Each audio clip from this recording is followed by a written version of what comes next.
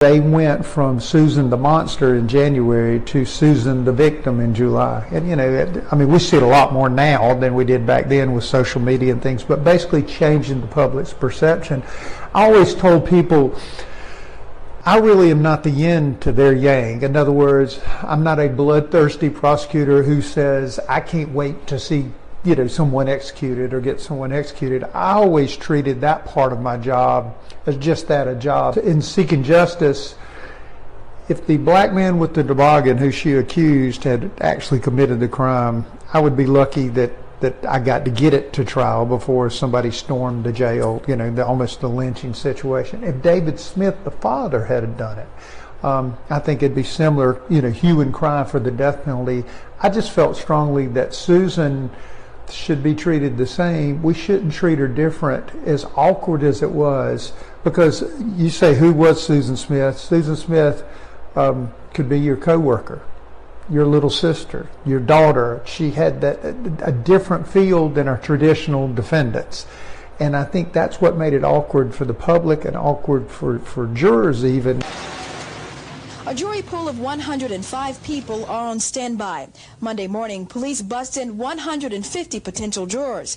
But many were eliminated because of criminal history. They worked for Union County or law enforcement agencies. Local attorneys believe the trial will wrap up quickly. I think a week to get a jury and another 2 to 3 weeks to try it, so a month. But some people in Union say they wish the trial could be even speedier. They say the longer it lasts, the longer they hurt. For Nightcast, Tansy Blewett, News 13, WLOS. After 6 days of shuffling prospective jurors into the courthouse, after dismissing 48 of those prospects for various reasons, Susan Smith has a jury, 9 men and 3 women. An attorney observing in the courtroom says this. I think the defense has the momentum. I think they've had a very successful jury selection. The first juror picked is a white woman. She's divorced and has 4 children. The second is a black man in his 40s with no objection to the death penalty. Juror 3 is a white man whose son was once treated by Susan Smith's psychiatrist. He said he'd rather not serve. The next juror is a black man whose cousins were victims of crime. He first thought Susan Smith should serve life. A white man who's a former grand juror is the 5th jury member. His half-brother is serving time for murder. The 6th juror is a white woman. She's the wife of a police officer and cared for Susan Smith in daycare many years ago. Juror 7 is a white man. 3 of his cousins were drowned. His father committed suicide. The next juror is a black man who says he's angry about the racial overtones of the case. He first thought Susan Smith should be drowned. The 9th juror is a black woman who first said she opposed the death penalty, but agreed to consider it in this case. Juror 10 is a white man with 4 children. He had 2 friends drown. The 11th juror picked is a black man in his 20s. He once worked for David Smith's father.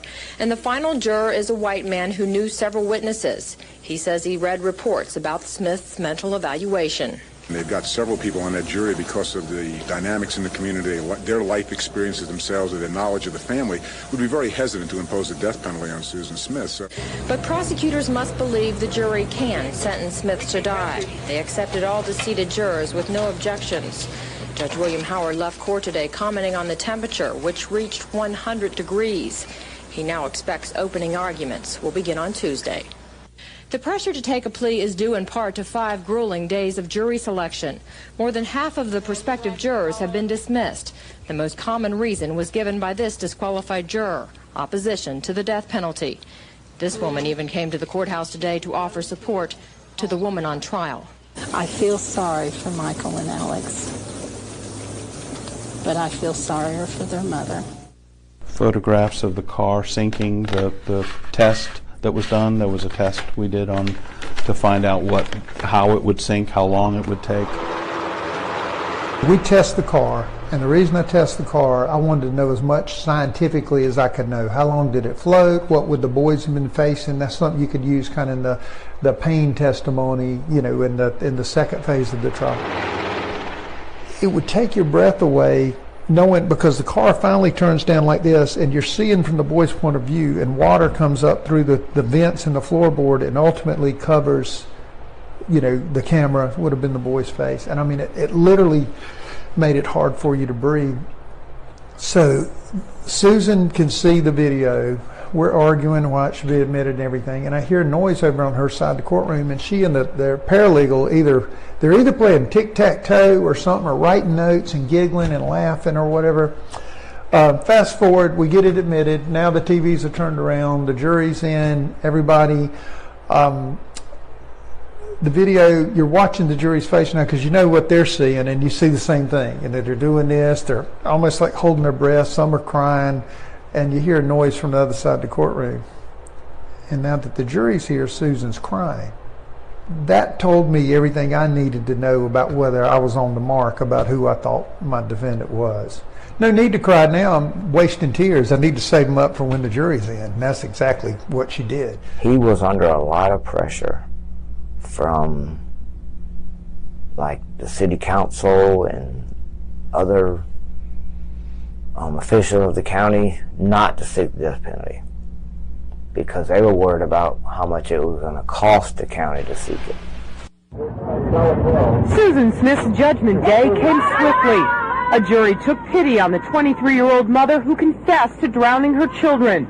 Others did not. Well, I felt like that if Susan had death, everybody would have to live with that decision. And me personally, I couldn't live with it. During closing arguments, defense attorney David Brock had begged the jury to show mercy on his client. He reminded them of her troubled childhood, which included incest, abuse, and several suicide attempts. I told her I thought she was going to be okay. I meant okay in the years to come, and she looked at me sort of quizzically like, oh yeah? Brock's strategy was to convince the jury that the murders of Michael and Alex were a failed attempt to end her own life. Me and my family, of course, all disappointed that the death penalty wasn't the verdict, but... David Smith wanted the death penalty for his ex-wife. Smith was a key witness for the state.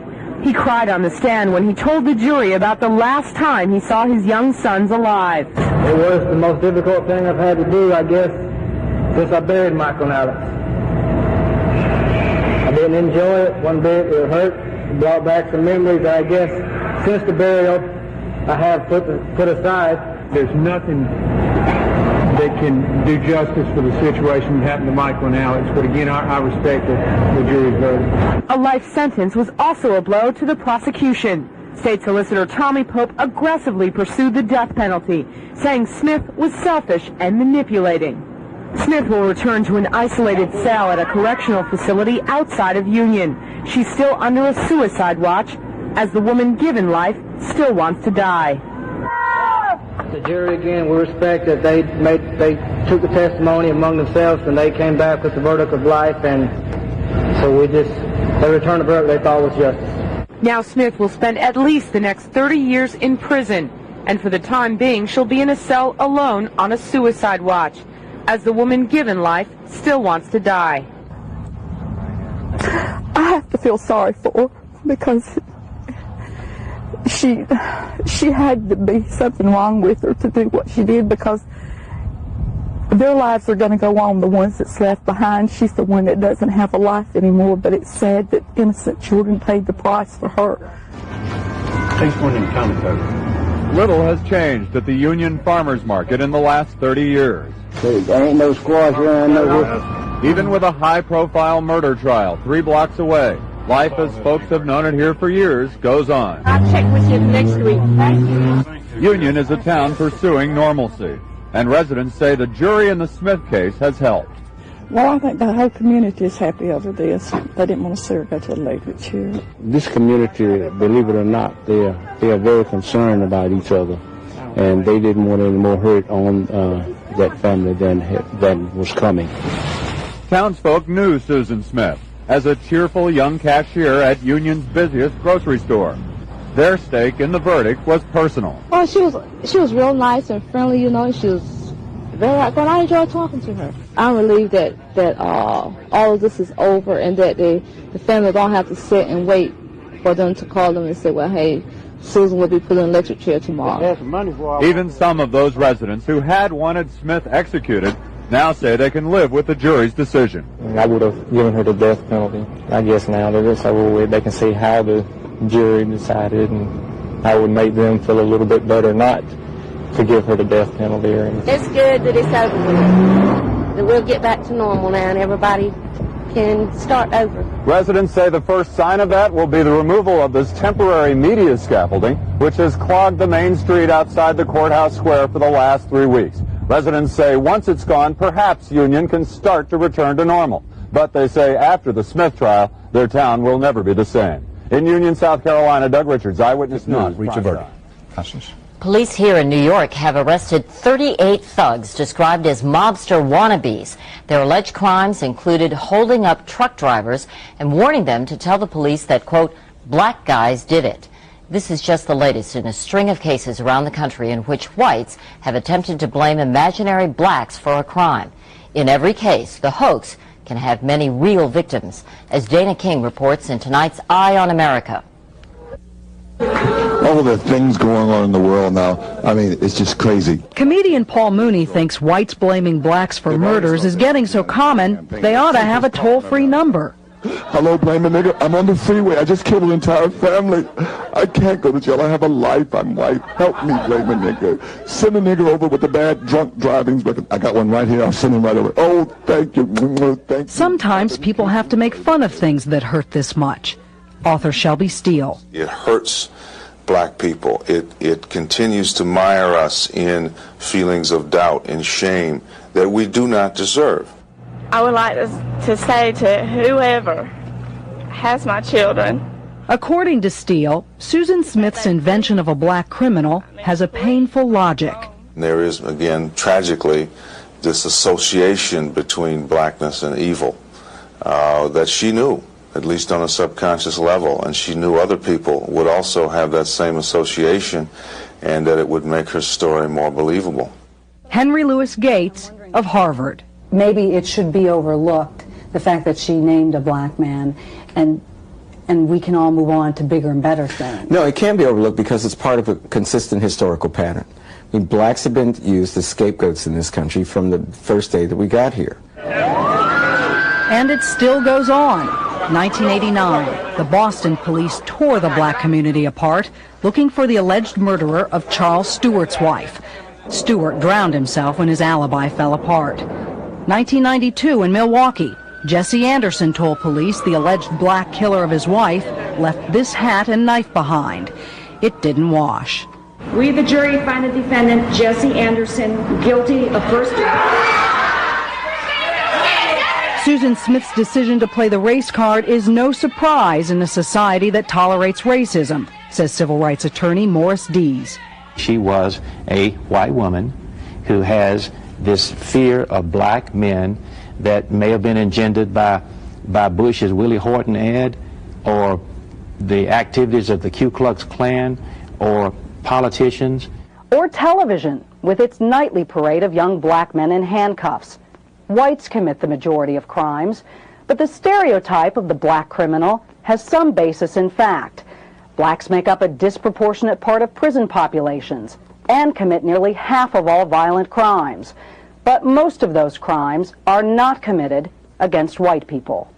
According to recent government statistics, while 36% of the robberies were black on white, only 6% of the murders and 9% of all rapes were committed by blacks against whites. My name is Tawana Brawley. I'm not a liar and I'm not crazy. Crime is so racially charged in this country that many blacks and whites were prepared to believe Tawana Brawley, a young black girl who claimed she was gang raped by racist white men. It's the flip side of the same coin. You take available stereotypes and you draw upon them to justify one thing or another. The stereotype of violent young blacks makes it easier for whites to invent black villains. The irony is that young black males are now the most likely victims of crime in America, both real and imagined. I'm Dana King in New York for Eye on America. And that's part of our world tonight.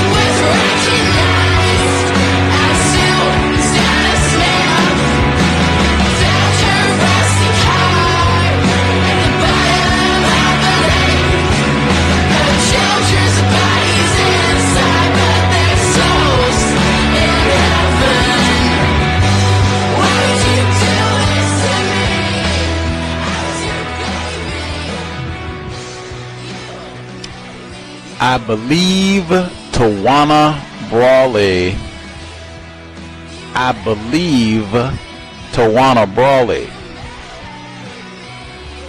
Katherine Massey Book Club, Context of White Supremacy. Gus T. Renegade in for another broadcast, hopefully to share constructive information with non-white people, victims of white supremacy. This is our 5th and final study session on Maria Eftimiades, The Sins of the Mother, the heartbreaking true story behind the Susan Smith murder case. It is Friday, October 3rd, 2025, so I have been told. Before we get to the audio that we heard at the beginning, the music that is playing right now, we are 5 for 5. All of the music that we played, the intros for all segments for this book study, are songs inspired by and or directly about Susan Smith. Now, I still didn't find nary a tune, lullaby, ditty. I meant like a little short song type of a thing, not that no count scoundrel who was sentenced today. But no, I didn't find no type of jingles. Ode to Leroy, Negro with a toboggan, Black people of Union, mea culpa. I didn't find nothing like that. And even this lame song that we are listening to right now by Wick Elm came out in 2019. I got to read the lyrics on this because wait a minute, we done read 80% of this book, so we got enough details to comment intelligently about the Susan Smith case. The lyrics to this here song that eponymously titled Susan Smith, the lyrics: a mother smothers her baby with a pillow, living in an old house with boarded up windows, a victim buried in a fetal position, a mother left behind a letter she had written. I wonder who I'd be if all these bad things didn't happen to me. I must be the Virgin Mary to create a son who will suffer so much. Her body was found under a bridge. She was recognized as Susan Smith. Wait a minute. Susan Smith is still alive. This song came out in 2019. It's 2025. Susan Smith is still with us. Almost got parole, no less. She did not jump from no bridge or whatever. She put that old tacky, trifling nonsense in her fake confession. She said, well, I was going to jump off the bridge, get out of here, man. Get out of here. If you're going to make a song be truthful, what happened to Ode to Leroy? You're going to make up a song, Susan Smith then jumped off the bridge and killed her children. That's not the story. That's not even close. Make a better song. Now we can get to the audio that we heard at the beginning. And they compare her to Virgin Mary. Like, Jesus Christ. She's just a trifling, murdering white wench. That's all. Nothing more, nothing less. Jeez. And racist. Sorry, did I forget racist? She's a trifling, racist, child-killing white wench. There we go. Now, the audio that we heard at the beginning, and now even with that song where they say, well, she kills herself. She wanted to commit suicide. No, she didn't. That's not even true right now. She wants to go out and hang with her sugar daddies. White people don't care about children. But you heard they talked about the jury. Now, we heard, number one, the jury composition, 8 white people and 4 black people on the jury for Susan Smith, who admitted all this killing. You heard a white woman come down to the courthouse, and she had a picture of Susan Smith on the front of her shirt. And she said, I feel sorry for Mike and Alex, but I feel sorrier for Susan Smith. Why do you feel sorrier for a lying, racist child killer? Why? Where's the and if this had been Leroy in a toboggan, what white person, what black person would be out in front of the courthouse talking about, man, I feel sorry for them little white boys, but you know who I feel sorrier for? My heart wails for Leroy. Are you serious? Are you serious? Come on. The prosecutor, white man Tommy Pope, for this case, he said, you know, I'm not bloodthirsty about all this, although I'm sure he gets to prosecute a lot of Leroys in South Carolina. You know, Gilliam Edwards, he told us, he said, it's 90% of privileged black dudes in the prisons here. So I'm sure Mr. Pope gets to prosecute a lot of Leroys. But he said, I'm not no bloodthirsty prosecutor.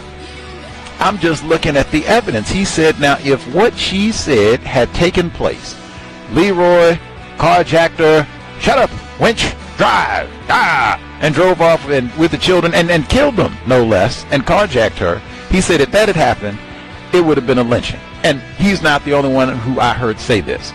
He said it would have been a lynching. We would have had a hard time getting this to trial. O.J. Simpson. He said even if David Smith, her husband, or former, if he had done this, white man, death penalty. It wouldn't have been no him and Han, and I don't think you would have had no white woman out front whine, crying, you know who I feel really sorry for, the most sorry for? No, it would not have been that. He said, but this, it was different because Susan Smith, he said, she looks like your co-worker, your daughter, your sister. They're like, whoa. Maybe co-worker, maybe. Susan Smith does not look like my daughter, and South Carolina has a lot of black people, like a substantial proportion of the Union, South Carolina population. No, Susan Smith could not in any way, shape, form look like my daughter. No.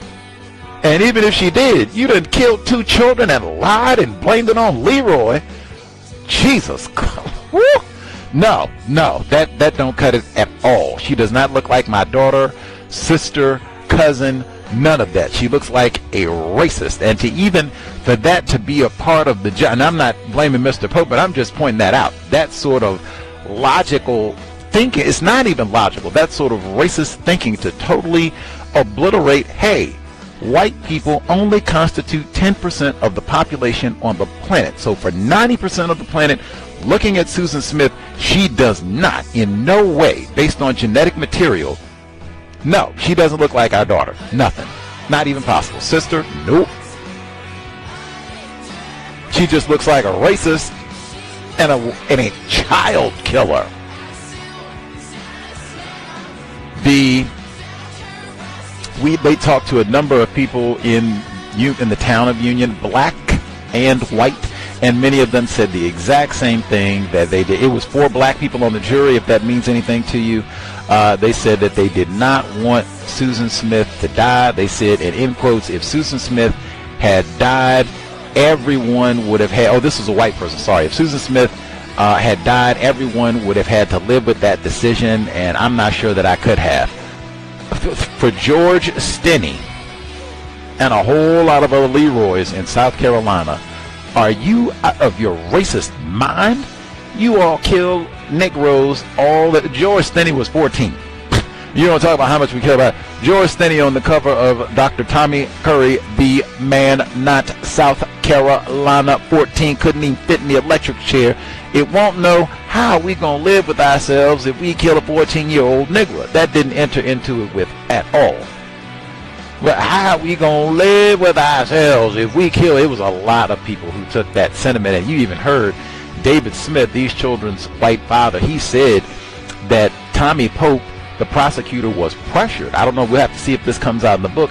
He said the prosecutor was pressured by white people in the town. He said council members and apparently powerful white politicians who said, oh man, we don't have the money and this is terrible. We can't kill this white woman. Now I'm going to say the same thing. If what she told us had taken place, Devontae, Jamal carjacked her. Shut up, wench, drive. And they drove off with the white children and killed them.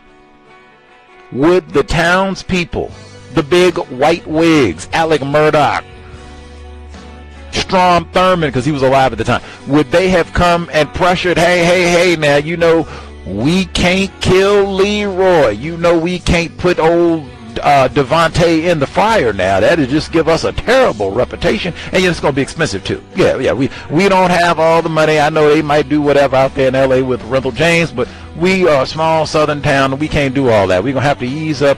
Maybe we put Leroy on the chain gang something. We'll figure out a way to really get him behind bars. But yeah, we can't put no Leroy in the electric chair. That's what they would have said. You're out. If Dave had done this, that's what would have happened. They would have came out of we can't get the electric chair to a good white man, and it's going to be expensive. Get out of here. Get out of here. White woman privilege. They don't even have such a thing. The power of being white. She's a no count, not even wealthy. She's not even blonde. She's not even attractive, but she's white. She didn't kill 2 white children, but she's white.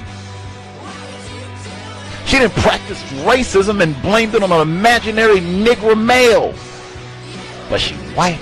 She didn't took money too, because she went on television and lied about this and took money from people, but she's white.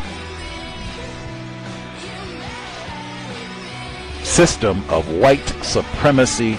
Racism. You even heard that was a black person who said they remembered her in town, said she was so nice and friendly. People don't say Gus T is nice and friendly. They say I am unprofessional and don't know how to talk to people and am nasty and rude. I got a long list of descriptors for Gus T. It don't include he's nice. But I ain't killed no children. How about that? I believe Tawana Brawley. Katherine Massey Book Club. Final installment. Maria Eftimiades. The Sins of the Mother. Audio segment 1. 18. On Thursday night, November 3rd, the night police recovered Michael and Alex's bodies from the bottom of John D. Long Lake, David Smith finally left the home of his wife's parents and headed back to his 2-bedroom apartment on Lakeside Drive. He had barely spent any time there in the 9 days his sons were missing. His father and stepmother went with him, and a little later, his sister, Becky, and some of his friends from Winn-Dixie stopped by too. About 9 p.m., Becky's estranged husband, Wallace Tucker, knocked timidly on the apartment's front door. He'd gotten off work at Heilig Meyer's furniture store, where he drove a delivery truck around 6 o'clock, about the time word was spreading of Susan Smith's arrest and the fate of her children. Wallace had thought about it for a while, and then decided to stop by David's. He'd always liked his brother-in-law. These days, with his marriage to Becky on the rocks, he didn't see him often, but they bumped into each other now and again, and Wallace felt a familial bond. David met Wallace at the door, and the young men embraced. David motioned for Wallace to follow him, and they went into David's bedroom to talk. Wallace tried not to notice the other bedroom, replete with toys, a crib, and a small bed. Wallace told David that he was sorry he hadn't stopped by the Russell house during the week the boys were missing. He said he felt funny. He was black, and, after all, there was all this talk about a black carjacker. It made him a little queasy. I'd be there, the only black guy. I thought they'd look at me funny. Know what I mean? He said. I understand, David told him. I'm sorry you didn't feel comfortable. Sitting on the edge of his bed, David Smith told his brother-in-law that he felt nothing, just a hollowness, an empty space inside. It might seem strange that I'm not crying, he said. I'm just in a deep, heavy shock. It still hasn't hit me that my babies are gone, that my wife killed our children. Wallace nodded. He wasn't sure what to say. Were you with her when she confessed? He asked. No, David answered. Over the course of the investigation, he explained, the sheriff and FBI had taken them to different places around town to talk. They'd been talking to Susan a lot, but he hadn't known they were meeting with her that day. That day, she left, and she said she was going to take a letter somewhere, David told Wallace. After 2 hours, I figured something's wrong. Wallace asked David if David's mother was on her way to Union. He said she was. Barbara Benson was expected to get into town around 11 p.m. Shortly after Sheriff Wells left the Russell home, David had called her at home in Surf City. Sobbing uncontrollably, he tried to tell her what the sheriff had said. Barbara Benson couldn't quite make out her son's voice. Then she heard him say the words she had been dreading. Sheriff Wells just confirmed it. Susan confessed. She killed the children.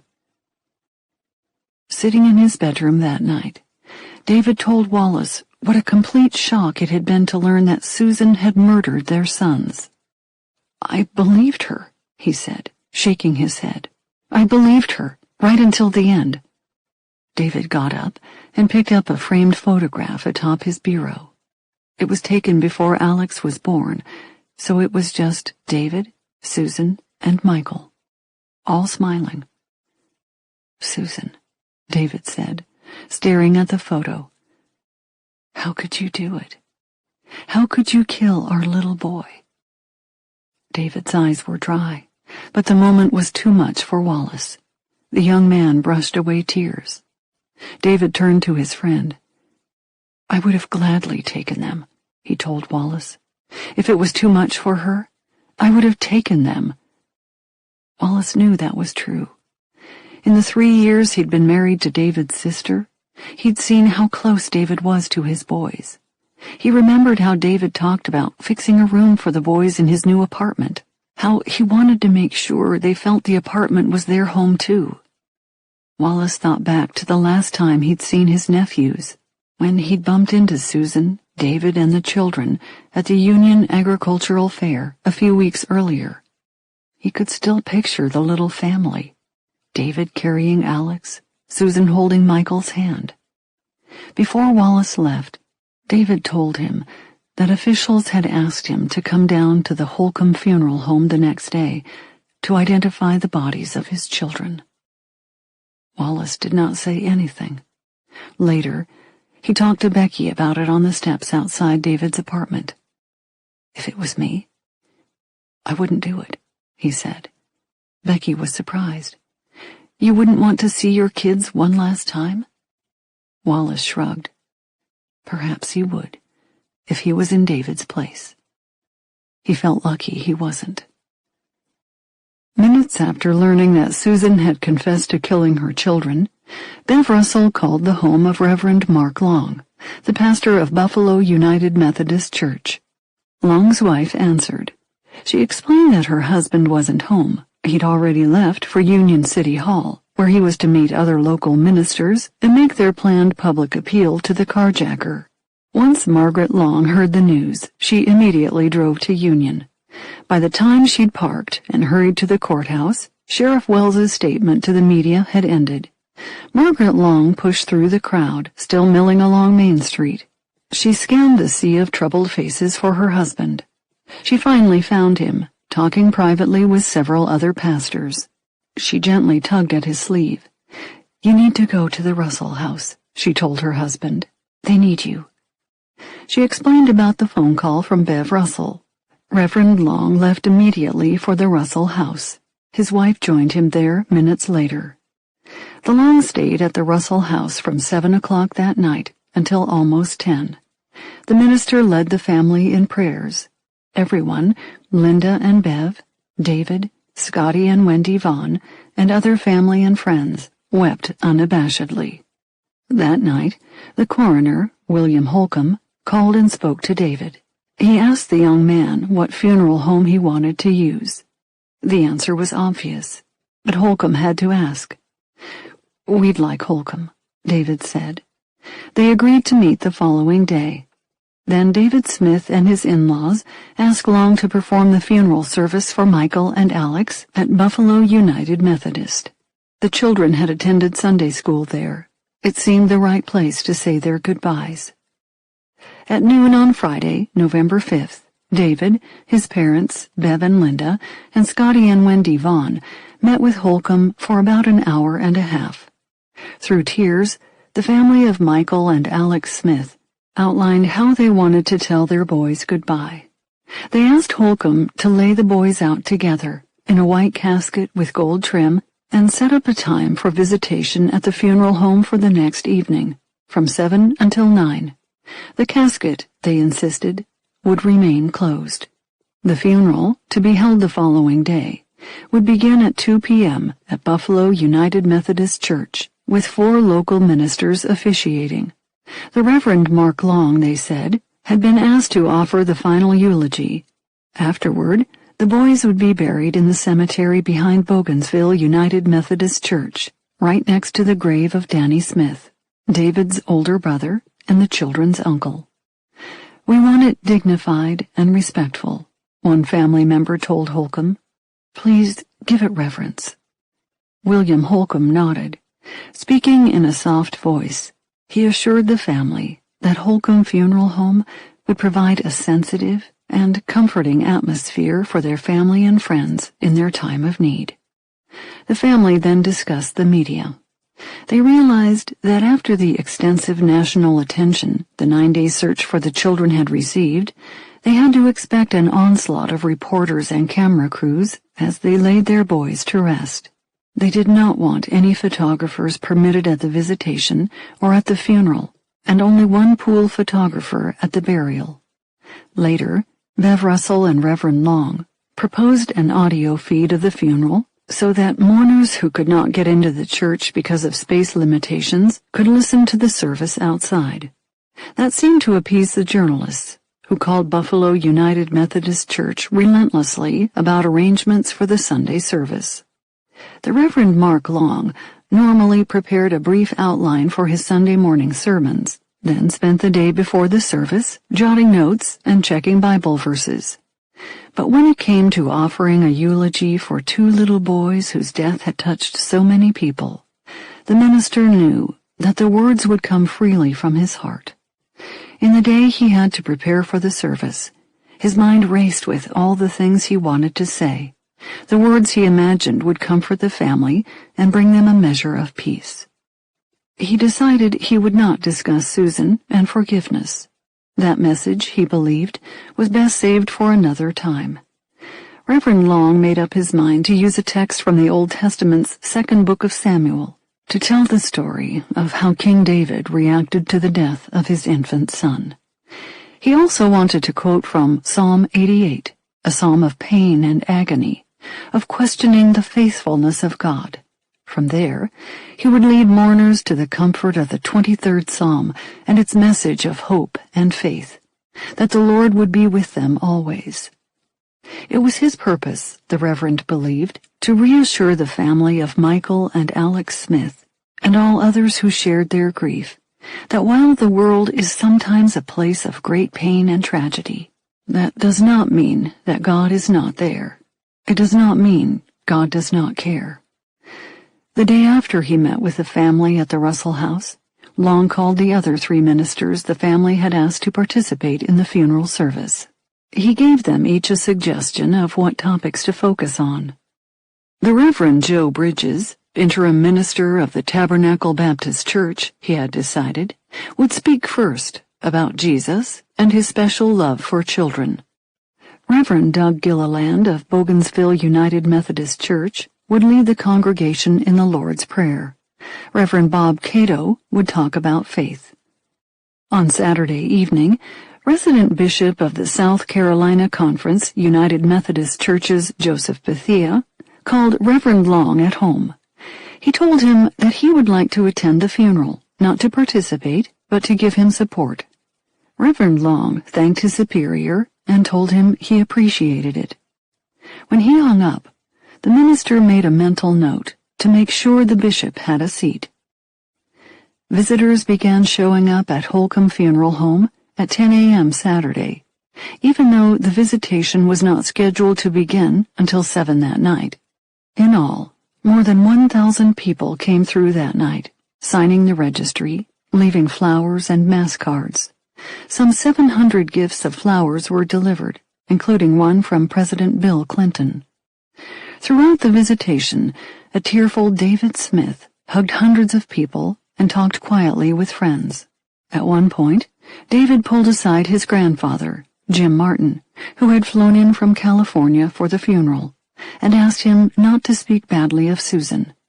Martin had been approached by reporters, and David was concerned about what he might say. "Don't trash Susan," David said to him quietly. Despite the horror of what she had done, Susan was still his children's mother. 19. 2 nights earlier, he had prayed with the weeping families of Michael and Alex Smith. But Reverend Mark Long's own tears did not flow until 1:30 a.m. Sunday, about 12 hours before the funeral. He woke up crying, suddenly feeling tremendous pressure about his eulogy for the boys. He knew, too, that he had to get through his regular Sunday service at 11. Right now, all he could think of was the funeral. What if he couldn't summon the right words? His wife, Margaret, held him as he talked out his anxieties. "I need to get back to the 11 a.m. service," he kept saying. "I need to focus on the 11. Eventually, the minister calmed down. He asked God to give him the message to comfort all those who would listen to him the next day. At the end of the 11 a.m. service, Long reminded his congregation that many, many strangers would turn up at their church that day, and would likely fill the pews quickly. Anyone resolved to find a seat for a funeral would be wise to simply remain in their seats. Holcomb Funeral Home had planned to rope off the first 16 rows for the families of the 2 boys.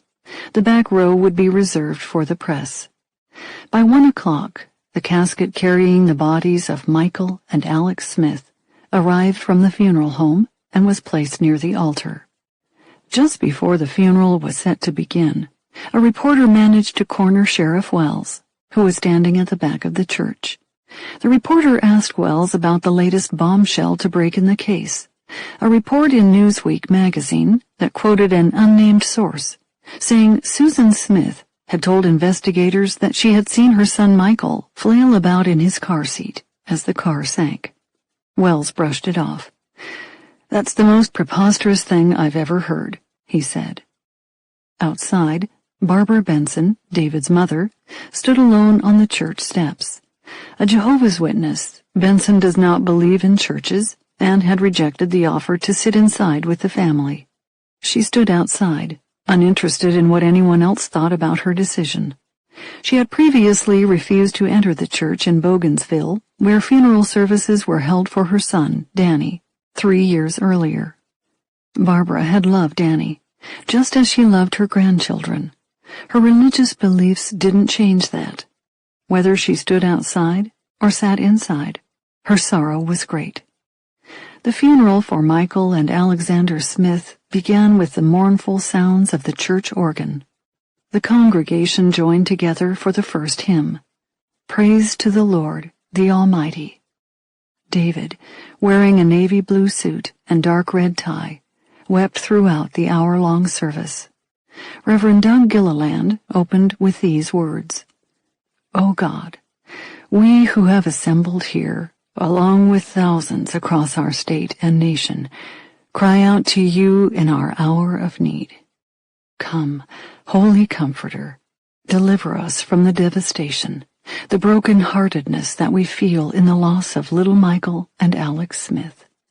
Help this family and community, O God, to overcome such tragedy.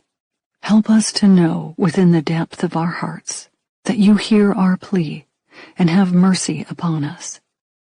Speaking to the mourners, Reverend Gilliland asked them to stand.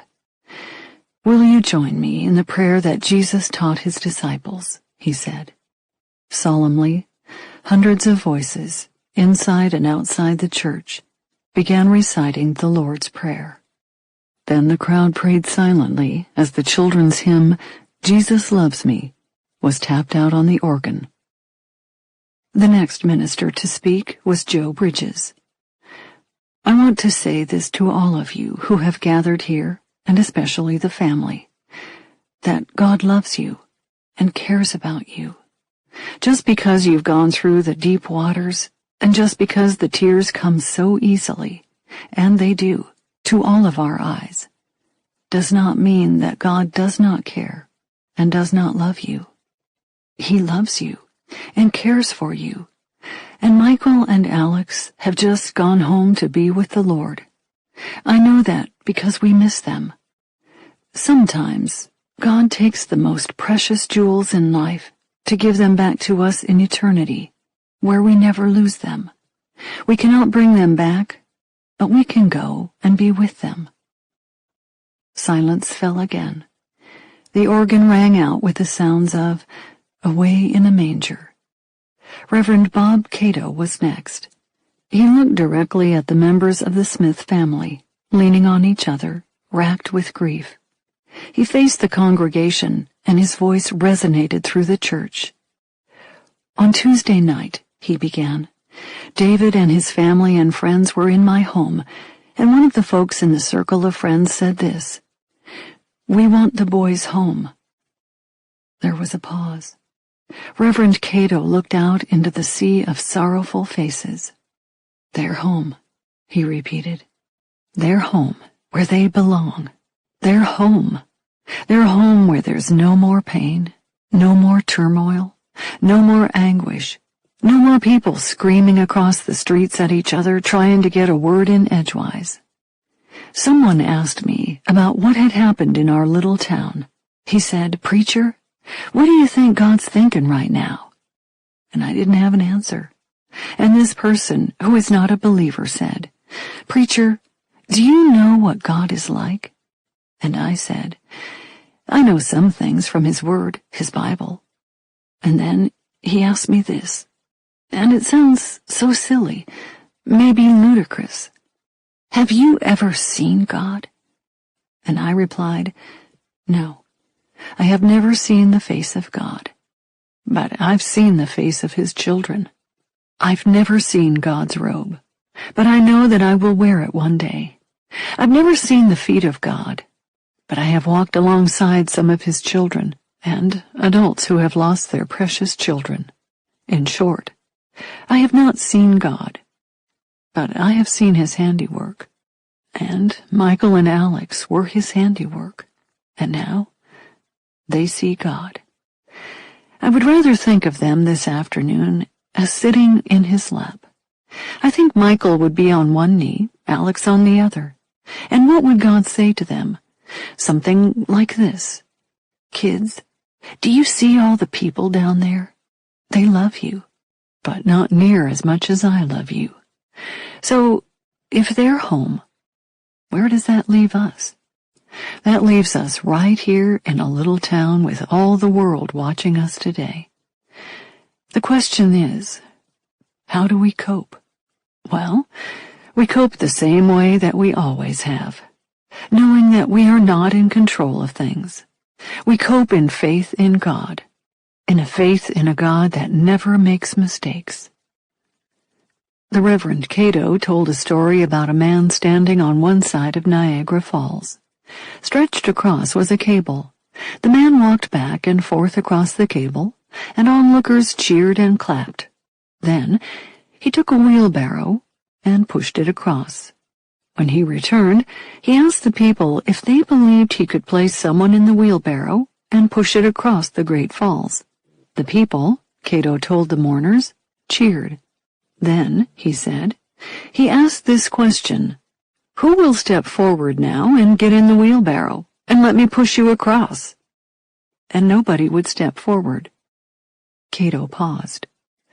Folks, I think it's time for the people of this family and the people of Union County and the people of the state of South Carolina and America and the world to get in God's wheelbarrow and see what He can do, he told them, his voice strong. We've got to have faith. We've got to have faith. A hush came over the church as Reverend Long stepped up to the pulpit. Behind him, in the choir loft, sat United Methodist Bishop Joseph Bethia. He'd gotten the only seat left in the church. Reverend Long opened with the story he had planned to tell from the start. He told the mourners about King David, how God had willed his infant son to die, and how in the days before the child's death, David had wept and prayed as the baby grew sicker. David, the minister said, had refused food. He didn't wash or change clothes. And then the baby died. David's aides, Reverend Long said, were afraid to tell him, but David heard them whispering and asked if the baby was dead. They told him he was. David got up. He prayed. Then he washed himself, changed clothes, and ate. Said Long, his aides were amazed. "We don't understand you," they said. "While the baby was still living, you wept and refused to eat. But now that the baby is dead, you've stopped your mourning and are eating again." David replied, "I have fasted and wept while the child was alive. For I said, perhaps the Lord will be gracious to me, and let the child live. But why should I fast when he is dead? Can I bring him back again? I shall go to him, but he shall not return to me." David prayed, and the baby died. God had willed for this child to die. And David was wondering, why? Why did this have to happen? Have any of you ever asked that question? Why? Why does this have to be? In some ways, we come to ask the same question. Some of us come in a sense of anger and cry, "Why does God allow this to happen?" And we search for answers. Reverend Long spoke of the 23rd Psalm. He said it was read at every funeral service, and that it was meant to give comfort and cheer. He questioned whether it did. The minister told the people that he had found a way where it did, a way to interpret the psalm so that it made sense. He told them about the 88th Psalm, a psalm of anguish and pain. I can see David at that moment when he's on his face before God, and all he hears is nothing, Long said, his voice echoing through the church. He cries out to God, "Hear me!" And God doesn't answer. All David hears is silence. At that moment in time, I think that David remembers the 88th Psalm. Hear the psalm. Hear the pain within it, the questioning, the doubt, the anguish. Hear the trust. Oh, Jehovah, God of my salvation, I have wept before you day and night. Now hear my prayers. Oh, listen to my cry, for my life is full of troubles and death draws near. They say my life is ebbing out, a hopeless case. They've left me here to die, like those slain on the battlefields from whom your mercies are removed.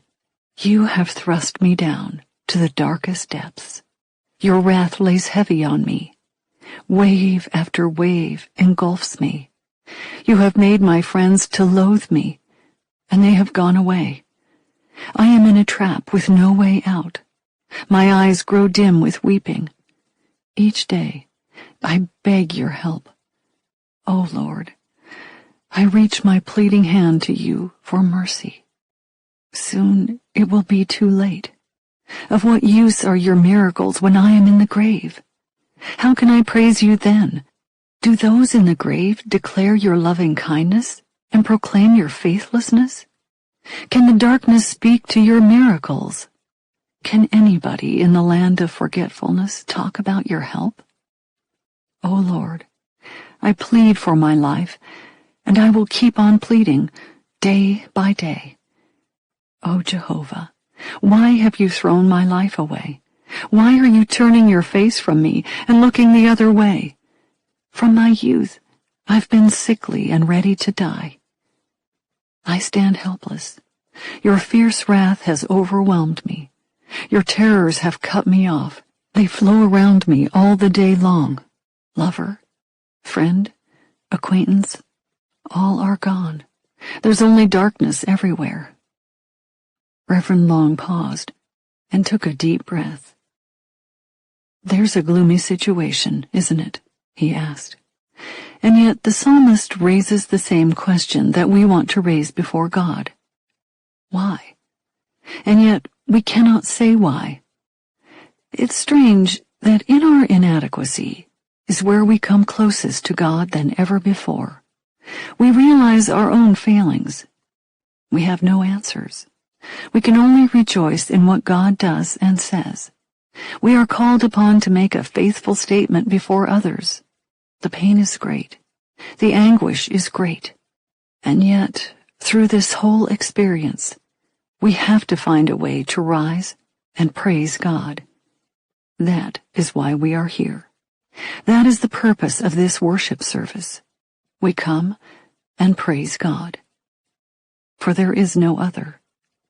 As David worked through the pain and the heartache of the loss of his own son, as he wept and cried through the 88th Psalm, the word comes.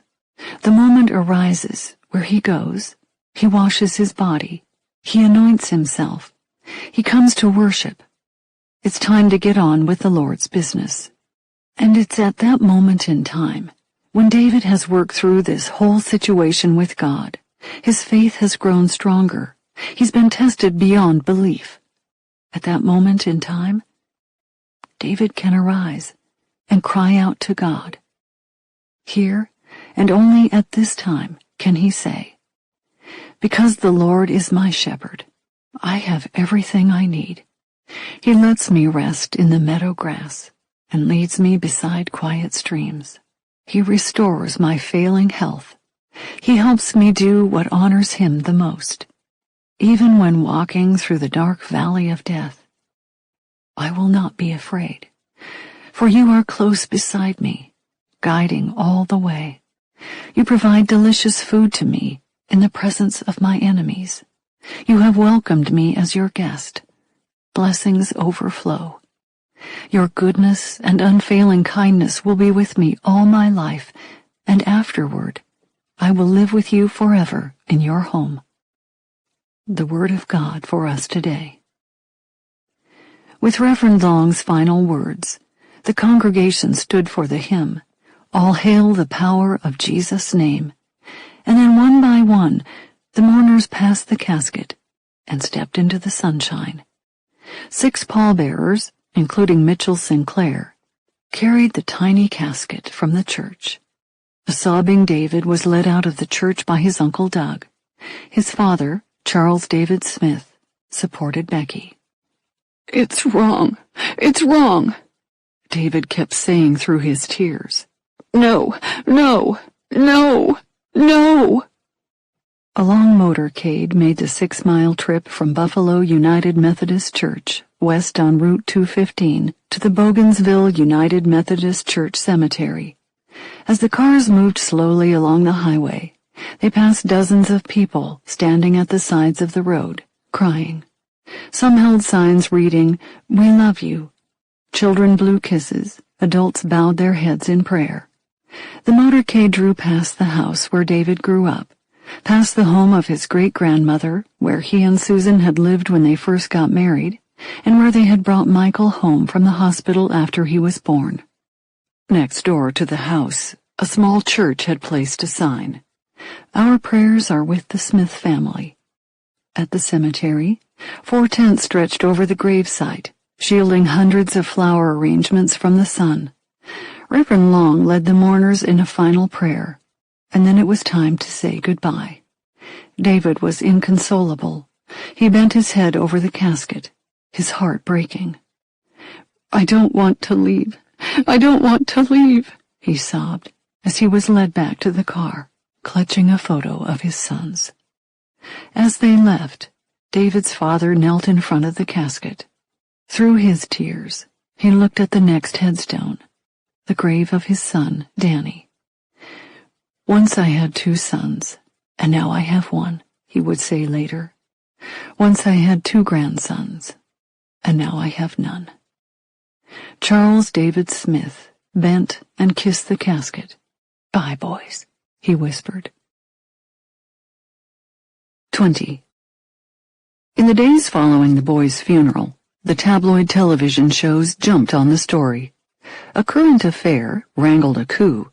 They paid Barbara Benson, David Smith's mother, for an exclusive interview they broadcast over 5 days. As part of the agreement, Barbara provided producers with a video from David and Susan's wedding, a diary Susan had kept shortly after the birth of Michael, and an anniversary card David had sent his wife a few months before they separated.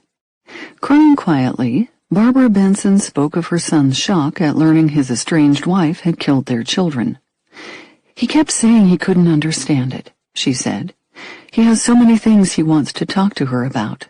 Why did you kill them, Susan? Why didn't you let me know that you were having difficulty, that you didn't want them anymore?" She described her son today as a man consumed by grief. "He just paces a lot and looks at their pictures. He's trying to keep his mind busy and not constantly focus on this horrible event." Barbara Benson said that David had been so hopeful that the carjacker would release the children unharmed. "We thought, the person who put Susan out of the car, well, there's an opportunity for a ransom," she said. Her son, she added, was very protective of Susan in the days after the alleged carjacking. He worried about her and treated her tenderly while authorities searched for their missing boys. "He was so loving toward her the whole time," she said. "I don't mean in front of cameras. I mean all the time." David, she said, had been angry that investigators kept calling and asking Susan to come in for questioning.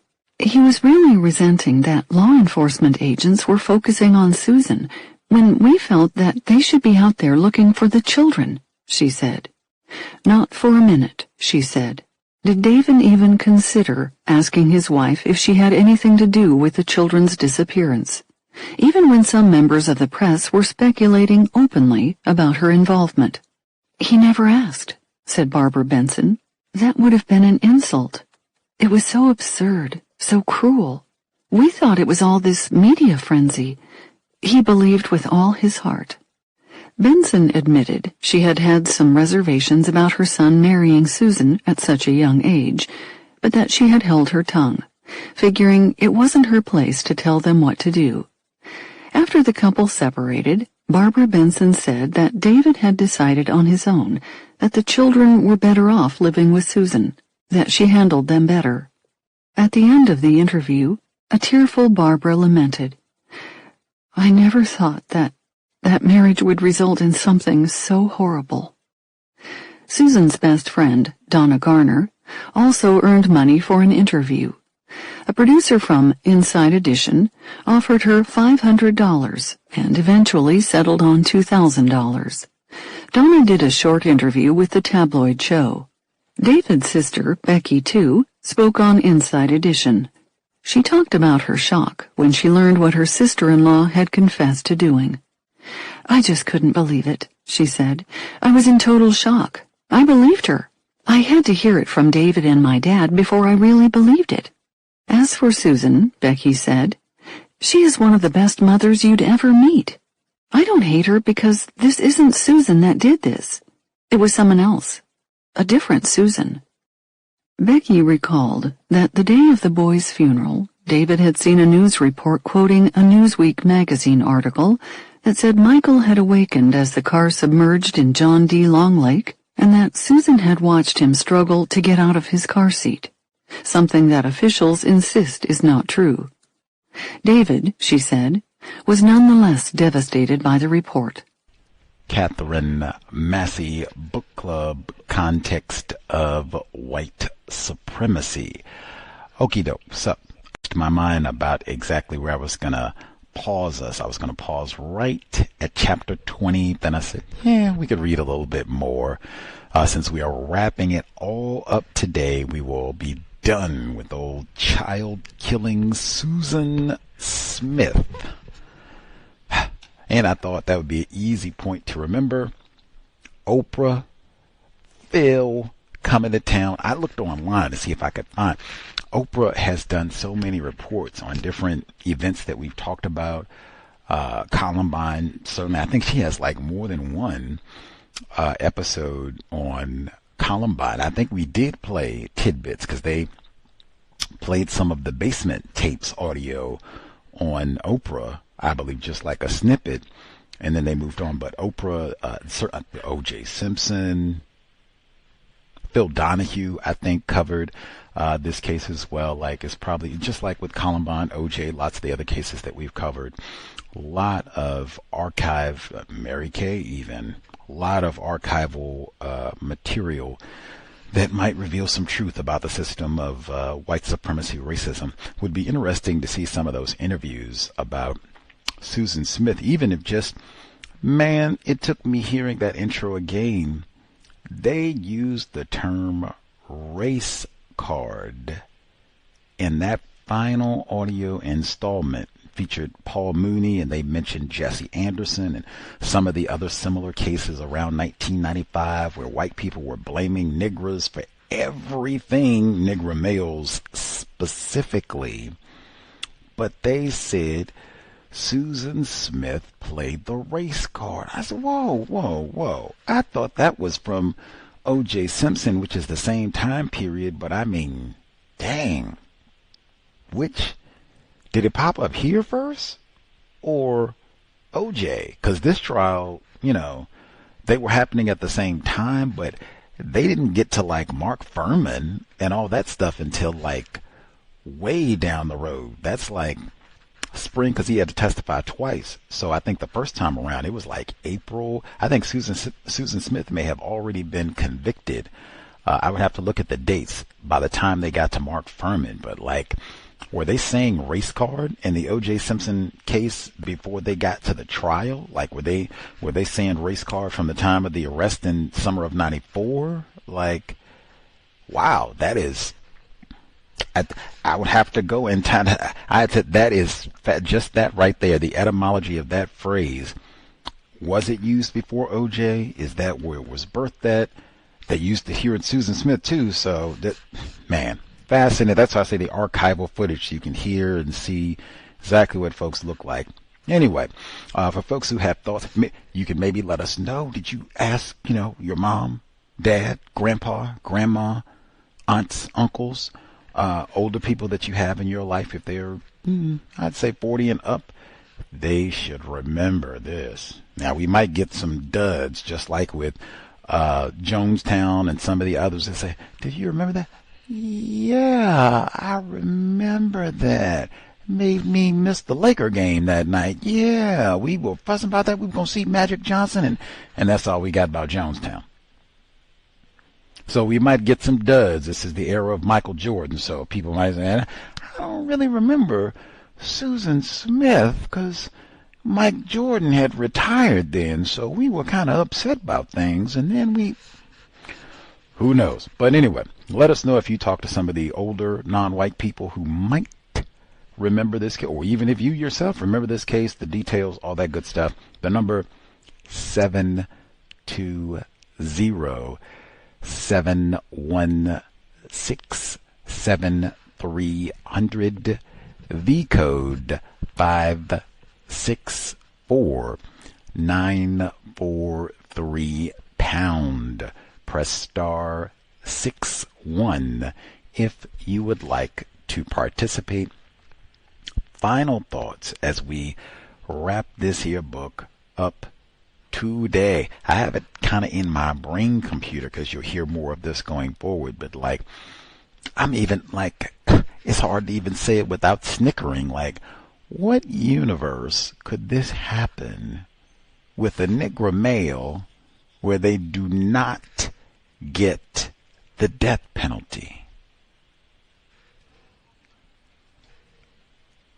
Black people weren't involved with this case at all. They didn't even make a song for us. If a Negro had done this, what in... If Leroy had done this, my suspicion is that it would have been more than just Leroy who would have paid. Like, black people in Union beyond would have paid, and maybe even black people in South Carolina. Like, what? Any of you all helped Leroy, the rest of your family and relatives are going to be whiteballed for the rest of your lives. You might even have to leave South Carolina, change your names because you'll never get a job around here. You'll be harassed by police forever. If they had found out that a black dude had done this, remember old Gilliam Edwards out there talking about they lock up all the black dudes in South Carolina, and I think something fishy about this, and I'm gonna get out here and talk about. They called him radical when he was doing all that, and if they found out Leroy had done this, you can get your loudmouth militant behind out here too, Mr. Edwards, neck brace and all. Beat it. Wait till Dylan Roof get you too, buddy. But like I said, I feel ignorant even trying to pitch this. Man, this is the land of George Stinney. We put 14-year-old black dudes in the electric chair. What you mean, let Leroy off? Leroy done killed 2 white children and gonna be eligible for parole. Strom Thurmond would have, please. Number again, 720-716-7300. The code 564943 pound. Press star 61 if you would like to participate. The email untiljustice@gmail.com. We have one chunky section left to wrap up the book, so one more audio segment before we're all done, but be thinking of concluding thoughts. What have we learned? Why is this important? What does it mean to be white? And particularly, what does it mean to be a white woman, since we love to say the man? Folks who dialed in with commentary to share on the first portion of this here reading, star 61. Let's see. Folks with a hand up, proceed.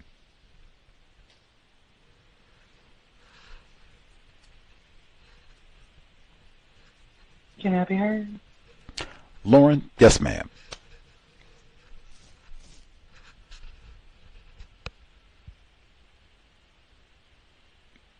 Oh, I did hear you, and then I did not. Yikes. What happened there? Let's see. Okay. Can you hear me now? Oh, yes. Yes, now we can. Okay. All right. Evening, everyone. Thank you for allowing me to speak. I have a couple of things to say about the last segment, not that many, though. Wallace told David that he was sorry he hadn't stopped by the Russell house during the week the boys were missing. He said he felt funny. He was black, and after all, there was all this talk about a black carjacker. It made him a little queasy. I'd be there, the only black guy. I thought they'd look at me funny. Know what I mean? I understand, David told him. I'm sorry you didn't feel comfortable. I'm sorry you didn't feel comfortable. Not, I'm sorry my wife practiced racism, and maybe me too with this statement. I don't know. I just think that was, minimizing, to say the least. Practicing racism. Let's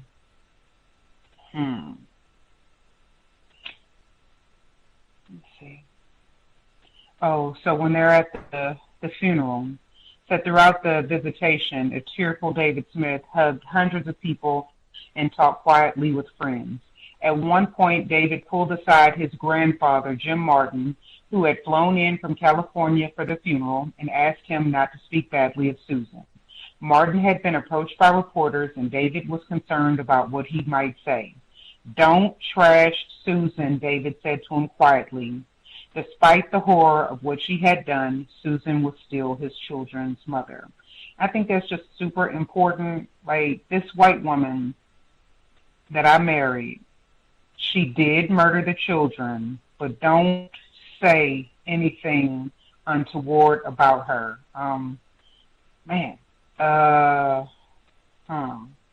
don't want to go through the whole sermon from the funeral, but a lot of it wasn't even logical. Like, let me see. He loves you and cares for you, and Michael and Alex have just gone home to be with the Lord. I know that because we miss them. Okay. See, that's not even logical. Now, maybe it's not logical to think that a religious sermon could or should be logical, but I'd like to point out that a lot of the stuff he said didn't make any sense at all. And he also said, well, we cope the same way that we always have, knowing that we are not in control of things. We cope in faith in God, and a faith in a God that never makes mistakes.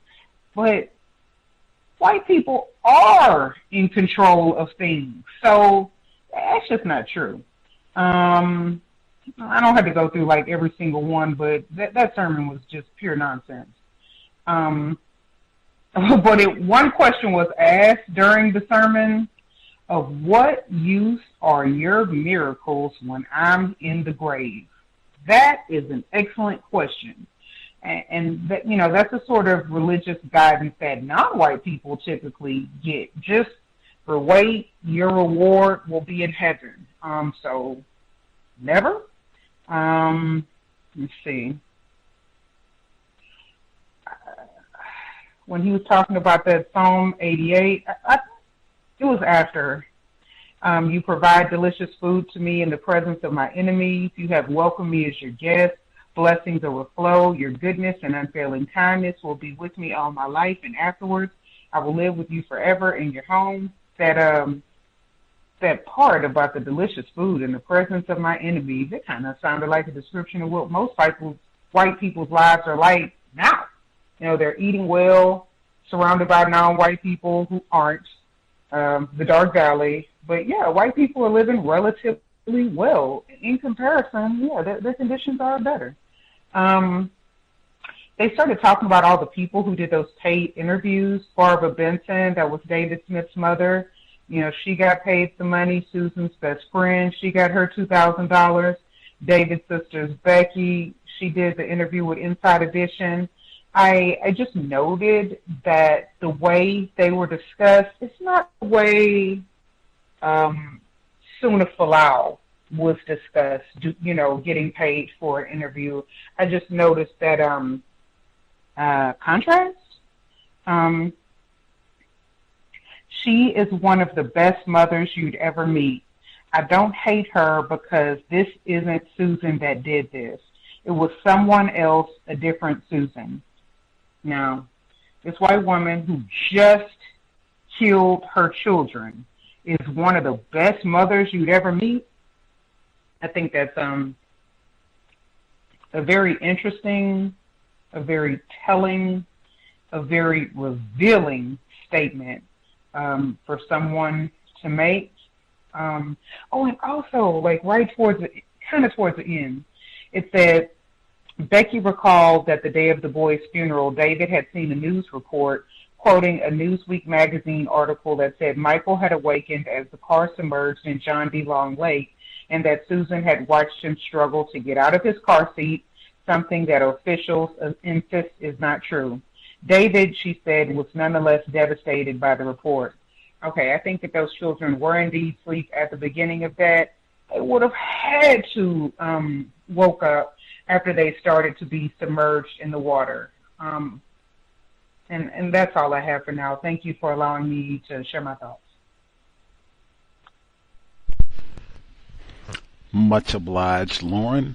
I think all, if not most of us, thought that even if they were asleep at the beginning, which I challenged, once the water starts rising, that would certainly disrupt any peaceful slumber. And what type of individual? I mean, even if these weren't children, not even my children, not even my cousin, just gonna sit there and watch.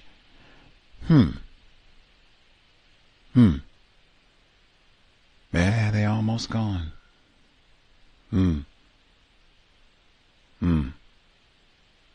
Shame. Who, man, what does it mean? And then blame it on the Negro. Blame it on the Negro.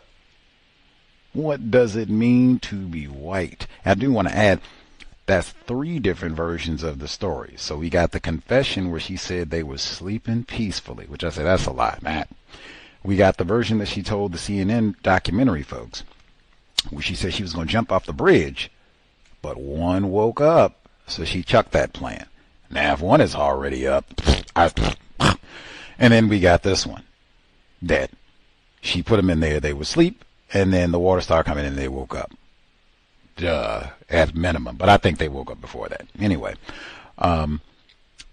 she said, I do want to point out what a heathen we have here in Lauren, who her participation in the book club, many times that we've talked about religion of white supremacy, her heathen ways have been consistent. Now, we read Andre Bloom, beginning of the year, it's been 50 years ago. She out of nowhere threw her grandmother under the bus, talking about she just shows out in church and I got my new shoes and hat and whoa, I don't even pay attention to the sermon, much less sit down and take notes. And this is not logical. That doesn't make sense. It's not logical. See, and I said, now, if her grandmother, even without the new hat, had heard what she just said, that is not how we raised you. Sit around and critique the sermon and say that they're talking fool talk. Sunday coming up, Sabbath, see. And Wallace, David has a black brother-in-law? What? What? Like, that really staggered me for a minute. Like, what? Wait a minute. Wait a minute. It's been a long day. Maybe my brain is broken, but what? Wallace, my Negro brother, like what? And Wallace felt uncomfortable coming around since they were looking for a Negro carjacker. Duh. Now, once all this is found out, I still would have felt uncomfortable coming around like, Hey, I've been thinking not all white people are racist, because I married one. Marriage on the rocks, they say. I highlighted that part. Marriage to the white woman on the rocks. Is this a tragic arrangement? Got to be, given what that means. Susan, is that his sister-in-law? Yeah? Tragic. So Wallace say, I didn't feel comfortable, given that, they were looking for Leroy and everything, and I do own a toboggan. That's the winter hat. They call that in South Carolina. Susan said it was a Negro male with a toboggan. Say, I got a toboggan or two in my closet, so I didn't want to come around. I don't have that much privilege. And she said that Dave said, yeah, I'm sorry you didn't feel comfortable. Now, I will add for the record, Dave's brother did publicly go on television and apologize specifically to the black people of Union, if that means anything at all to you. That's it. I don't really, if I'm Wallace, or even if I'm Wallace, like, it would at least have to be in my mind. So if Susan is a racist, Dave at least married a racist. Maybe I need to rethink these white people that I've been kicking it with, because I know I done kicked it with Susan before. Did I think she was racist then? Dang. It would be awkward for a lot of reasons, because I would have to really sit down. Like, is this the first time Susan did something racist? Like, I would have a lot of questions, and it's not really the appropriate time. So, Dave, did you look like this? Did Wallace look like the sketch? Did they question him? Man, I don't even know what Dave's supposed to say. Like, well,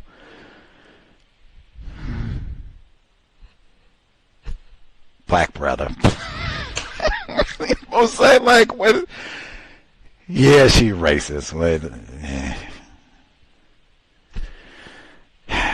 You been keeping up with the OJ trial? Like, other who dialed in, if you have a commentary to share, great point in the contrast in how the victims in the Mary Kay incident were treated. the non-white people, Veely, his mother, the press went to get Veely when he was like 12, 15, something like that. They didn't even get his mom. But they were talked about in the worst way, and that was totally absent from all these white people who went and got money and even apparently negotiated. Thinking, you going to lowball me and try and give me 500? I'm going to need a couple, 2,000. Now we can talk. I even shed a few tears and get up here and tell you all the details you want to know about Susan Smith. They didn't talk about them being money-grubbing parasite. They didn't do all that. Just they got their money and had lots to say to Oprah and Phil and Inside Edition and all the rest of it. All this like true crime media came up in 95. Like all year you had this, OJ, Timothy McVeigh right in the middle of all this. And what's connect the dots? What ties all that together? Other folks who dialed in with a hand up, proceed. Greetings, Mr. Renegade, callers, listeners. This is Fred Douglas. Yes, sir. I wish we had heard about Wallace David's Negro brother-in-law earlier. I think that would have been interesting to contemplate as the searches were going on. The brother was walking on cotton. I too was interested that the black man was married to a white woman in South Carolina. That made me, I grew up in Maryland and Virginia, and that, that's kind of thing is, it happens, but, there still is a, it's not well accepted.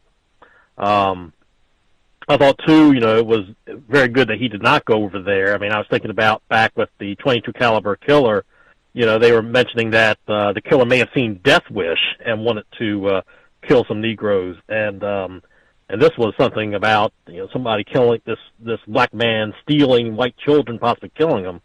Imagine how that would have reacted. And also, when he went over there to talk to David about the situation, in a way, it kind of reminded me of the non-white black male in Alice Sebold's story. This guy was dating one of the girls in Alice's dorm, and when she reported allegedly being raped, he tries to comfort her. And I know it's not exactly the same thing, but it kind of reminded me of that. I had checked out the book through Hoopla, through my library, but my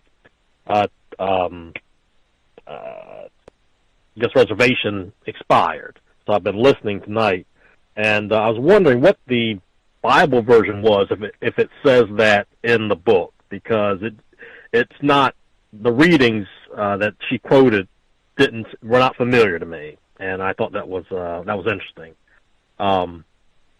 Going back to the Paul Mooney jokes about the situation of black males facing with racism, I think it's interesting about these so-called jokes that non-white black people make.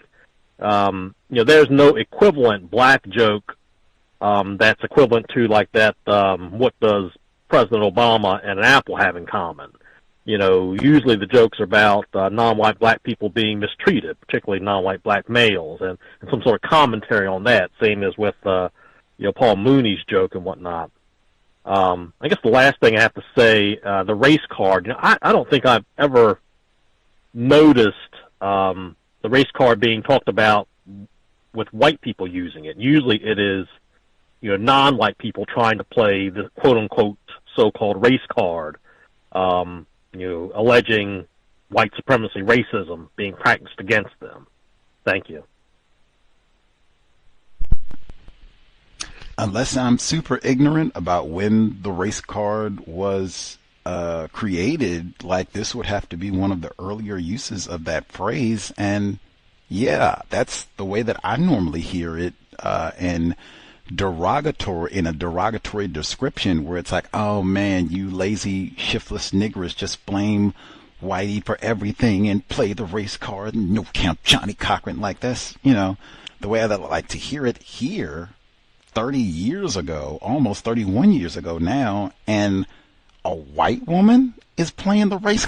Like, what? Anyway, that is interesting. If they had let us know about Wallace earlier in the book. And that would have been Damer. I thought when he said Alice Sebold, man, it reminded me of the part of the book where the second rape happened later in the book. And she said that her white friends were so mad they couldn't see straight. We're going to go out any Negro that we find. We're going to get our baseball bat and wear Leroy. Any Negro will do. Like, under those circumstances, yes, it would be best for you to not be around. As Black Brother told us, I had to walk real quiet. Real Brother Wallace said I had to take it real gentle. Even he might have been thinking the question that I said, is this the first time Susan has done something racist? What?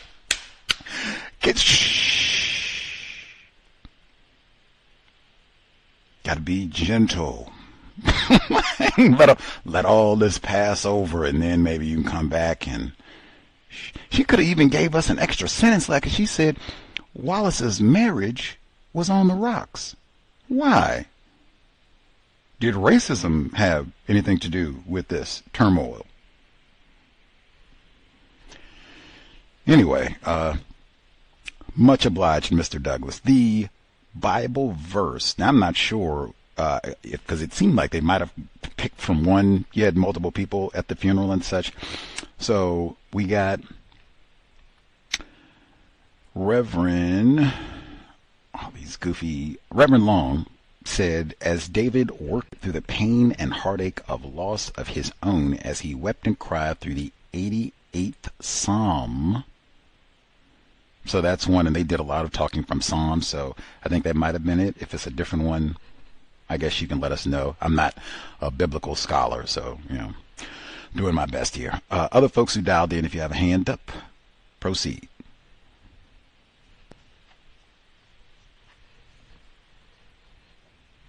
Hey, everyone. I hope I'm coming in clear. Yes, ma'am. They're trying to pass Susan off as, she really was going to commit suicide. And we know, like everybody else, she's a big liar. I just don't believe she was doing it just for suicide in the beginning. Why didn't you just commit suicide? Just horrible. And all those songs that they wrote, man, that's one thing white people gonna do is write a song about a killer, a degenerate killer. They're gonna write songs about it. And I don't know, this book, I'm glad this is the last reading. The black man married to, I guess his brother-in-law was a black man. It's like, wow. Crazy in his household. But, and one last thing, Gus, Lauren tried to tell you David would have taken the boys. She didn't have to kill them. They just gave them to David. Did I hear that right? Did David say that he was going to take them? So see, Lauren tried to tell you David was going to take them. All right, I'll mute my line.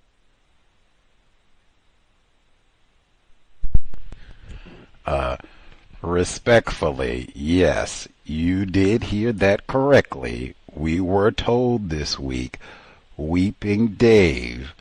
Oh, man. Oh, if she was having a tough time, I would have taken the children. Oh, yeah, A+.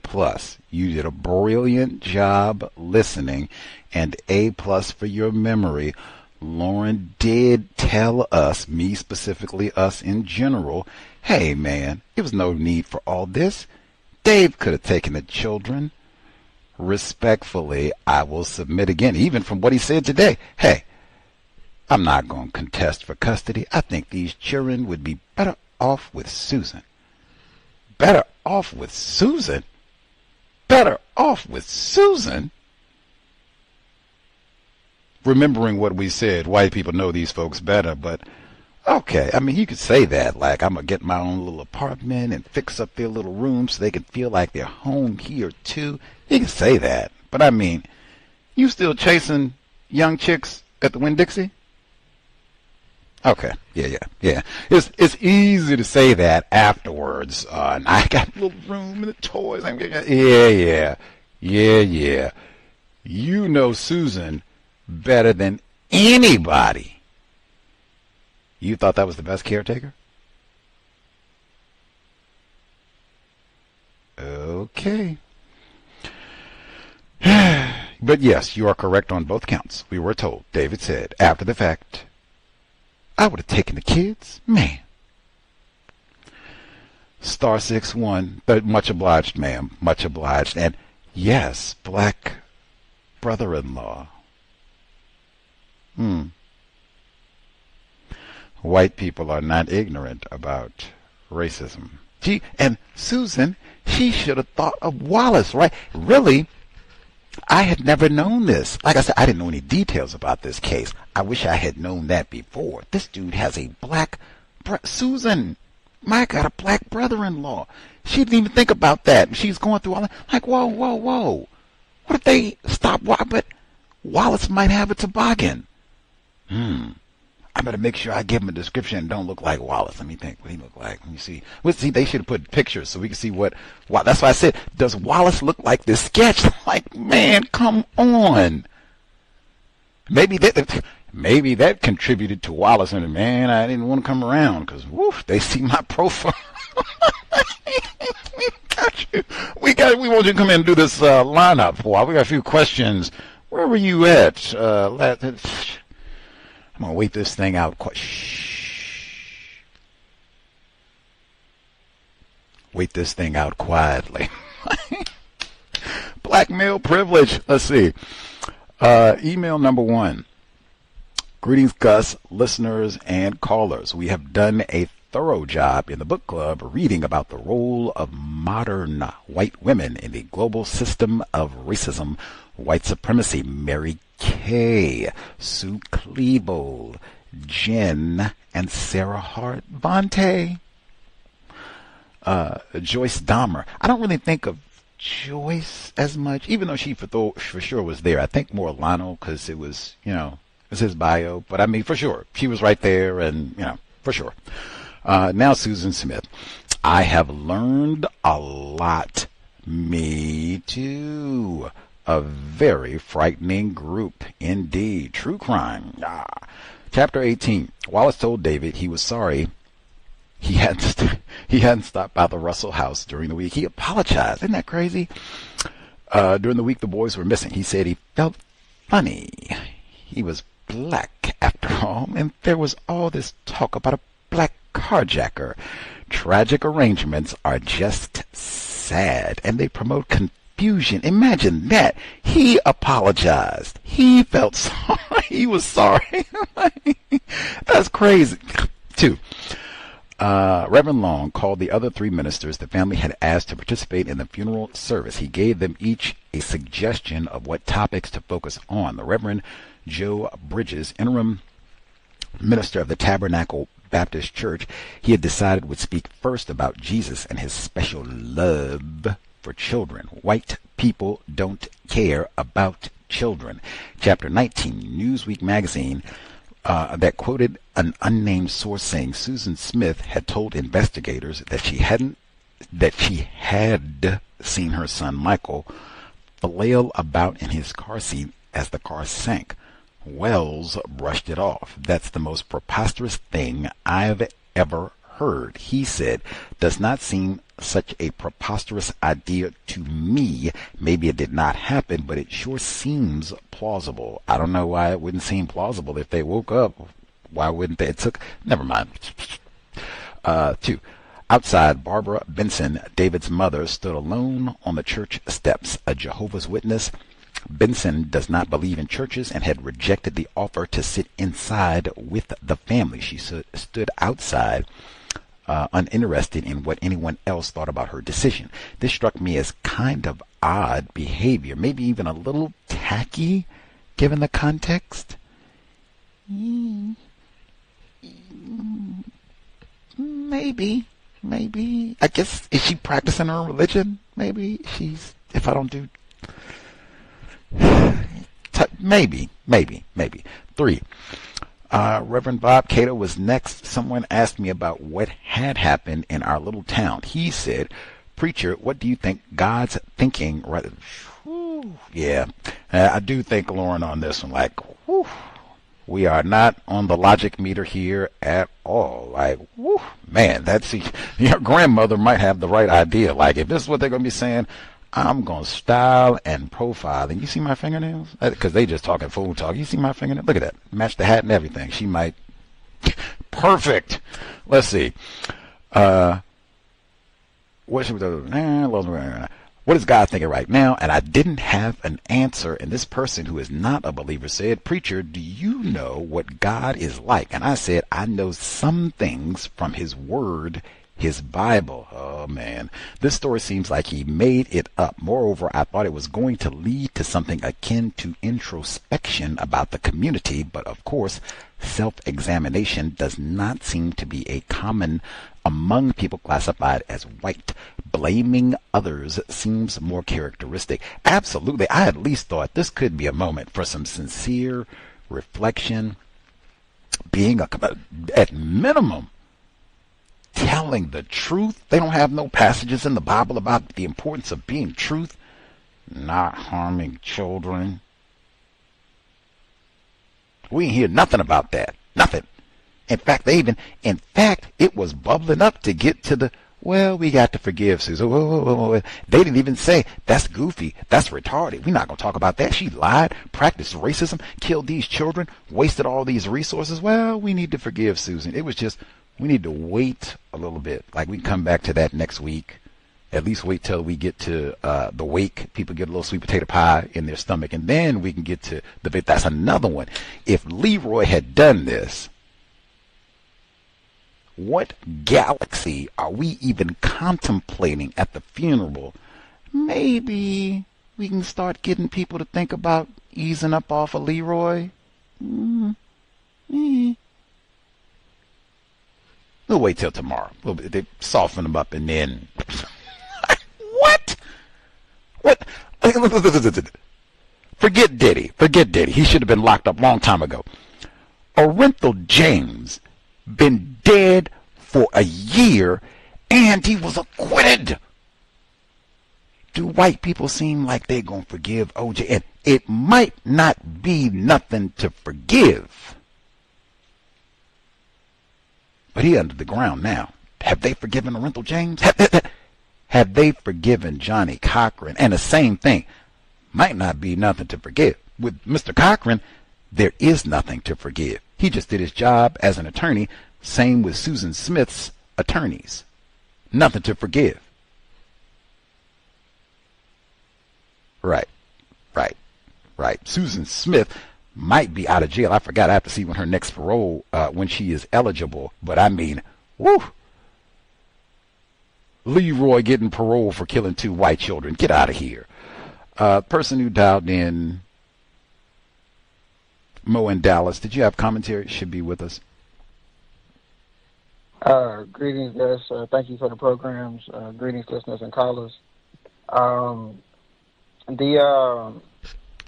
black brother-in-law. It is a very smart move for him to not go around the family, in my opinion, simply because a lot of the true crime things that I've witnessed, they start, or the investigation starts with family members. And if he is a family member, then, even if it is by marriage, I can see him, in sort of a difficult position. Also, I think it's fairly logical that Susan Smith did watch the car actually sink. I think that because her character is the kind that, in my opinion, that would want to make sure she had a solid story, so she could have been there, and just making sure that the evidence was disposed of, in my opinion. And I'm sorry to apologize to the ladies, but I kind of agree with Gus I don't think the dad wanted anything to do with those kids because I've seen and witnessed fathers who did care for their children, fight for their children.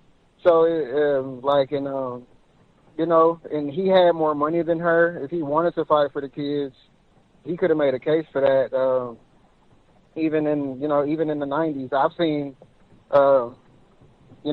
men just leave with the kids, and I think it would have been to his benefit not to have the kids because he had the best of both worlds. He could see his kids when he wanted, and then he could use certain manipulation tactics, claiming that he can't see his kids, and that would help him chase skirts, in my opinion.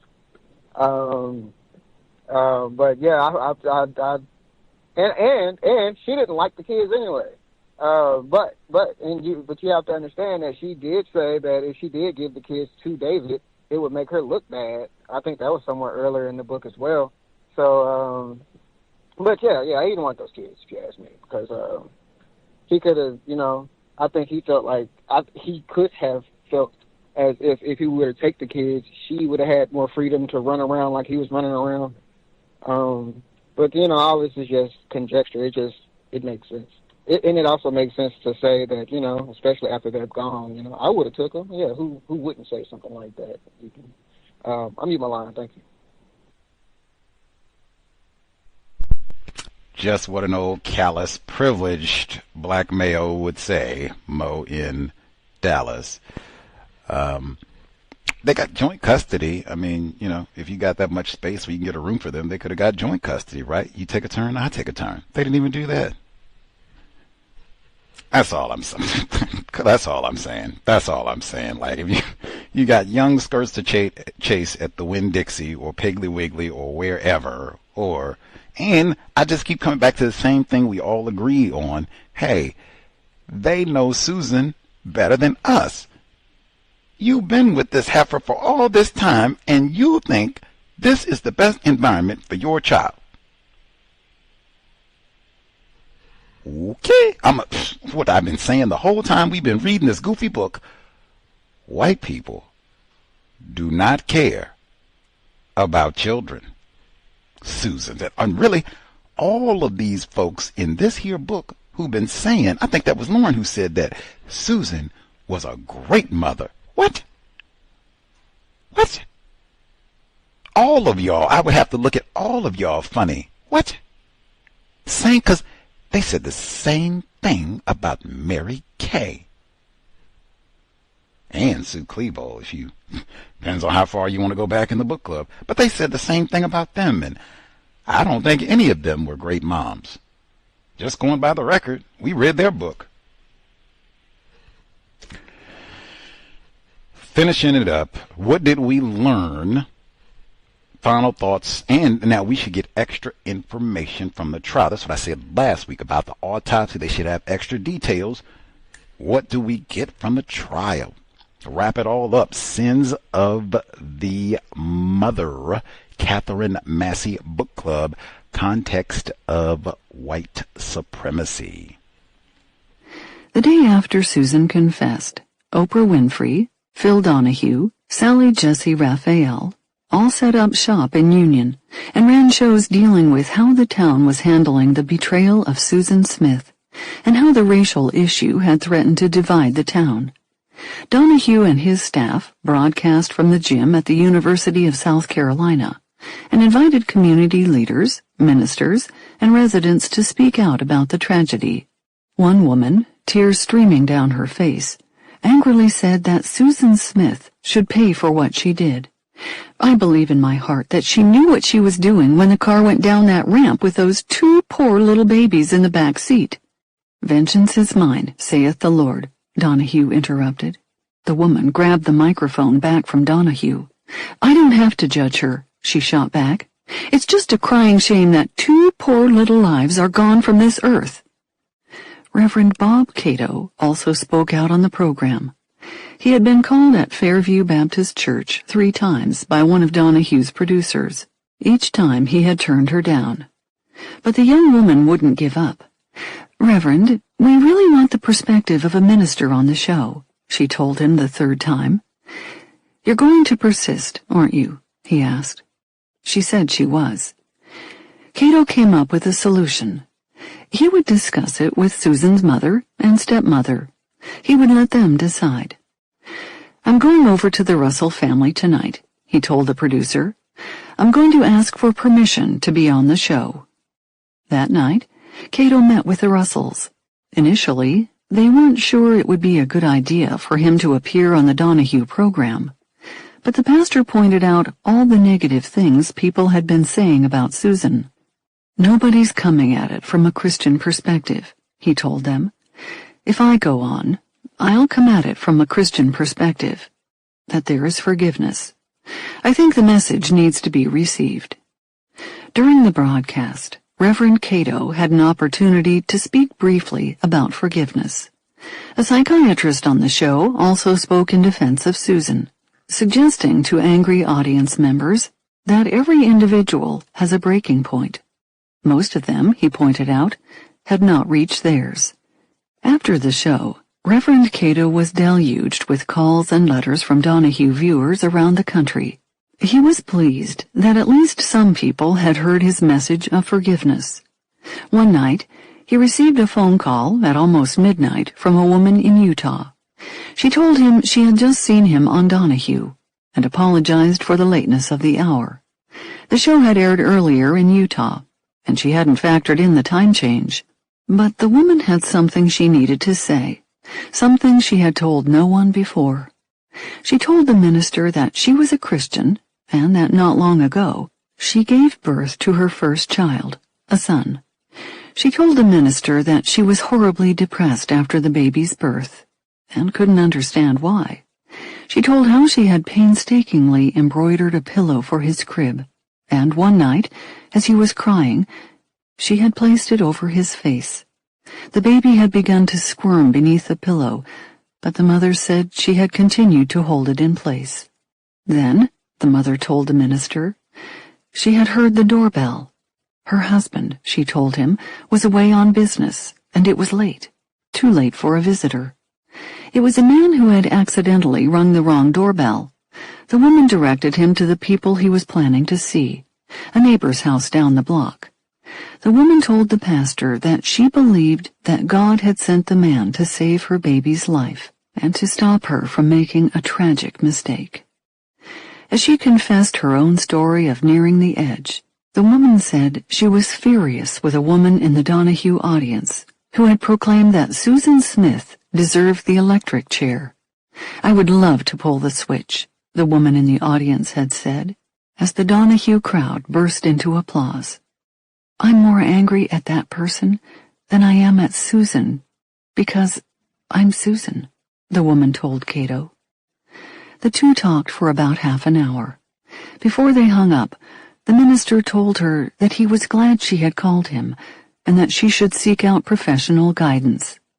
"It's a troubling thing when you try to hold this in and keep this to yourself," he said. "Even though you shared this with me, I can't be there to counsel you. I would suggest you go to your pastor or a Christian therapist and tell them." The woman promised she would. Oprah Winfrey arranged an interview via satellite with Sarah Singleton, David Smith's maternal grandmother. Although Susan might have endured a lot of hardships in her young life, Singleton said, nothing came close to excusing her murder of Michael and Alex. "A lot of us had things happen to ourselves in our childhood," the older woman said, "but most of us decided to accept responsibility for our actions." Oprah also spoke to some of the town's angry residents and discussed how Susan's lie that she had been attacked by a black man had threatened to destroy Union's racial harmony. She closed with these words: "I believe that we all have to, at some point, come to terms with not being able to believe in the violence that can destroy us, but believe in the power of God that can restore us." Several of Susan and David's Tony Road neighbors appeared on Sally Jesse Raphael. Among them was Dot Frost, Tears streamed down Dot's face when Sally asked her about the pain of losing her own 2 sons. Dot told Sally how Susan seemed to be such a good mother, how anyone on the block would have been happy to take in the children if she no longer wanted them. Susan's childhood friend, Stacy Hartley, who now has 3 small children of her own, also spoke on the show. "At first I was in shock," she said. "I thought, there's no way. Even if she said she did it. I don't believe it. This wasn't the Susan that I knew. The Susan I knew would never have done such a thing. It wouldn't have even crossed her mind." When Sally Jesse Raphael addressed the racial issue, Gilliam Edwards, seated in the audience, jumped to his feet. He began to lash out so angrily, audience members yelled for him to sit down. A renowned black minister, the Reverend A.J. Brackett, pastor of St. Paul Baptist Church in downtown Union for 20 years, insisted Edwards's tirade was unjustified. Union's black and white communities had forged stronger ties in the aftermath of Susan Smith's confession, he said. He pointed out that only a few black men had been stopped by investigators during their search for the alleged carjacker, and that only 2 had been brought to police headquarters for questioning. After the show, Brackett received dozens of letters from blacks and whites nationwide, praising Union and its leaders for handling a potentially volatile situation so well. 2 weeks later, Reverend Brackett received a call from the wife of Bill Gibson, National Executive Board Chairman of the National Association for the Advancement of Colored People. "Jesse Jackson saw you on TV," Mrs. Lottie Gibson told him. "He knows what you did to try to keep down racial tension. He'd like to come in and help the healing process. He'd like to sit down with the city's leaders." The minister, while pleased, said he needed to get back to her. He told her he was concerned about something Sally Jesse Raphael had said on her show, that the Reverend Jackson had called for a U.S. Justice Department investigation into the way the Union County Sheriff's Department had treated blacks during the investigation of the alleged carjacking. Gibson told him that she believed Reverend Jackson had been misquoted. She promised to look into the matter and assured him that Reverend Jackson wanted to assist in forging ties between the races, not breaking them apart. Brackett discussed Jackson's proposed visit to Union with Sheriff Wells and several other black ministers, including Alan Raines at First Baptist Church in Union. He then called Mrs. Gibson back and told her the city would be looking forward to the Reverend Jackson's visit. The next day, Jesse Jackson, in South Carolina to give a speech in nearby Greenville, made the trip to Union. During a brief tour of town, he spoke to townspeople at St. Paul Baptist Church, the Union High School, and John D. Longlake. At the church, he met with about 40 ministers and local leaders, including Union's mayor, Bert Williamson. Speaking from the lectern at St. Paul, Reverend Jackson talked about how rare it is to come across a town as racially united as Union. He told the group that he had not called for a Justice Department investigation of the sheriff's office. Rather, he had called the Justice Department in the early days of the investigation and offered to make an appeal to the carjacker to turn himself in. He told the Union leaders that walls were coming down between the races and encouraged them to build bridges in their place. Susan's brother, Scotty Vaughn, was already trying. The day after his sister confessed, he read a letter to the media. "On behalf of my family, we want to apologize to the black community of Union. It's really disturbing to us for thinking that anyone would think that this was ever a racial issue. I'm thankful for many of my black friends who called me and to comfort me and to say that they still love me. It's a terrible misfortune that all of this happened. But had there been a white man, a purple man, a blue man on that corner that night, that would have been the description that Susan used.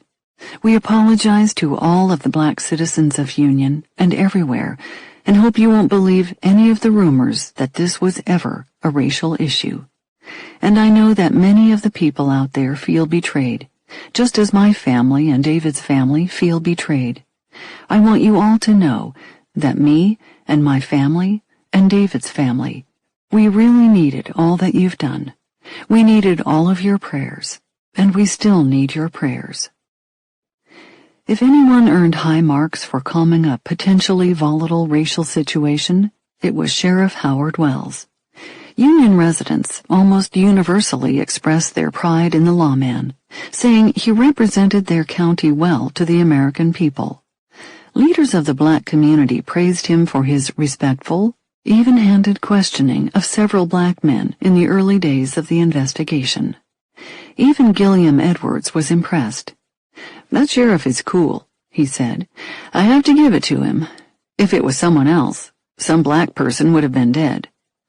Edwards called Wells a fine man, who'd handled the difficult situation perfectly. "The way he did his duty, I'll shake his hand any day," he said.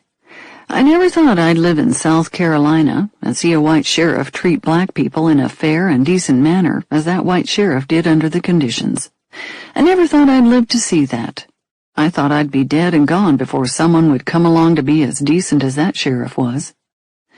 And while Edward admits he's still angry that Susan Smith would name a black a scapegoat for her crime, he says he doesn't hold investigators responsible for her words. "You give credit where credit is due. I'm not going to say nothing just to say nothing. I'm going to say what I see and what I know, and that's what I see and what I know."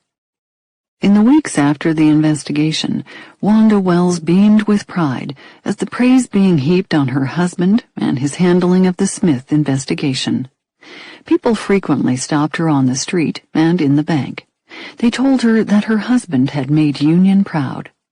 Still, Wanda wondered sometimes where the sheriff got his energy. During the 9-day investigation, she'd often drop off trays of deli food at his office, but she doubted he was touching them. Once she asked his secretary, Linda Jenkins, to make sure he ate. Wanda recalled the look on Linda's face. "Wanda, he don't listen to me," Linda had said. Wanda had laughed. He didn't listen to her either. Indeed, by the time Susan Smith confessed, Howard Wells had lost 10 pounds. He'd slept only a few hours a night, some nights not at all. A few weeks after Susan's arrest, Union held a Sheriff Wells Appreciation Day at the local armory. More than 100 friends and well-wishers stopped in to shake Wells's hand and thank him for a job well done. A sign greeted him with the words, "Out of tragedy, we found reason in Sheriff Howard Wells." In fact, Wells has received more than 1,000 letters from people across the nation praising his performance in the Smith case. Some came into the sheriff's office, some were delivered to his home on Tony Road, to the faded yellow mailbox decorated with paintings of birds and the words, "The Wells." Sometimes, in the evenings, he and Wanda would read through the letters together. "I was only doing my job," he'd occasionally say, uncomfortable, as he looked up from an especially complimentary missive. Even the president called to congratulate Wells, but the sheriff was too modest to immediately mention it, even to his wife. Wanda Wells heard the news from her niece, Brandy. The young woman had been visiting her mother in Union and stopped in to see her Uncle Howard. He had casually mentioned his conversation with the president. That night, Wanda and Howard Wells watched the evening news in his office. "Oh, by the way," Howard Wells said to his wife, "the president called." "I heard," she said, smiling. "Brandy told me." Her husband nodded. He went back to watching TV. "Howard," Wanda said impatiently, "what did he say?" "He just thanked me for doing a good job and trying to calm the racial issue," her husband explained. "He said he was glad to see how everybody had worked together. It was a real nice conversation." During the frantic days of the Susan Smith case, it became Wanda Wells's job to look in on Howard Wells's 77-year-old father, John, who lived just 2 blocks from his son's office in downtown Union. Ordinarily, it was Howard himself who visited his father daily, making sure he had whatever he needed. Although John Wells suffered from Lou Gehrig's disease, he was able to take care of himself well enough to live alone. It helped that he got a Meals on Wheels delivery every day for lunch. Still, It had been rough on him since his wife, Julia May, had died of cancer 2 years earlier, just after her son's election to sheriff. John Wells didn't quite understand why his son wasn't able to see him during the 2 weeks of the Susan Smith case. Already, he'd not seen his son for most of the summer, when Howard had gone to the FBI Academy in Quantico. Wanda tried to explain to her father-in-law the importance of the case that had kept Howard away, but she wasn't convinced he understood. So one afternoon, when she took him to Spartanburg for a doctor's appointment, Wanda purposely drove by the courthouse to point out the crush of reporters. "See all those trucks? All those satellite dishes?" she said. "Every time your son comes out this door, these cameras are in his face." John Wells just stared. "My goodness," he exclaimed. 21. Following her arrest, Susan Smith was held without bail at the York County Jail. A 3-minute hearing was held the next day before Judge Larry Patterson. Inside, Solicitor Thomas Pope announced the charges. "State versus Susan Smith," he said. 2 counts of murder. The court's aware that one of the potential penalties on murder is life, and therefore she is entitled to a bond hearing before a general sessions judge. It is my understanding that she has 1. Waived her right to be present, and 2. That she is waiving her right to ask for a bond hearing. Susan's attorney, David Bruck, said that she had. Bruck, a Columbia lawyer, specializes in death penalty cases.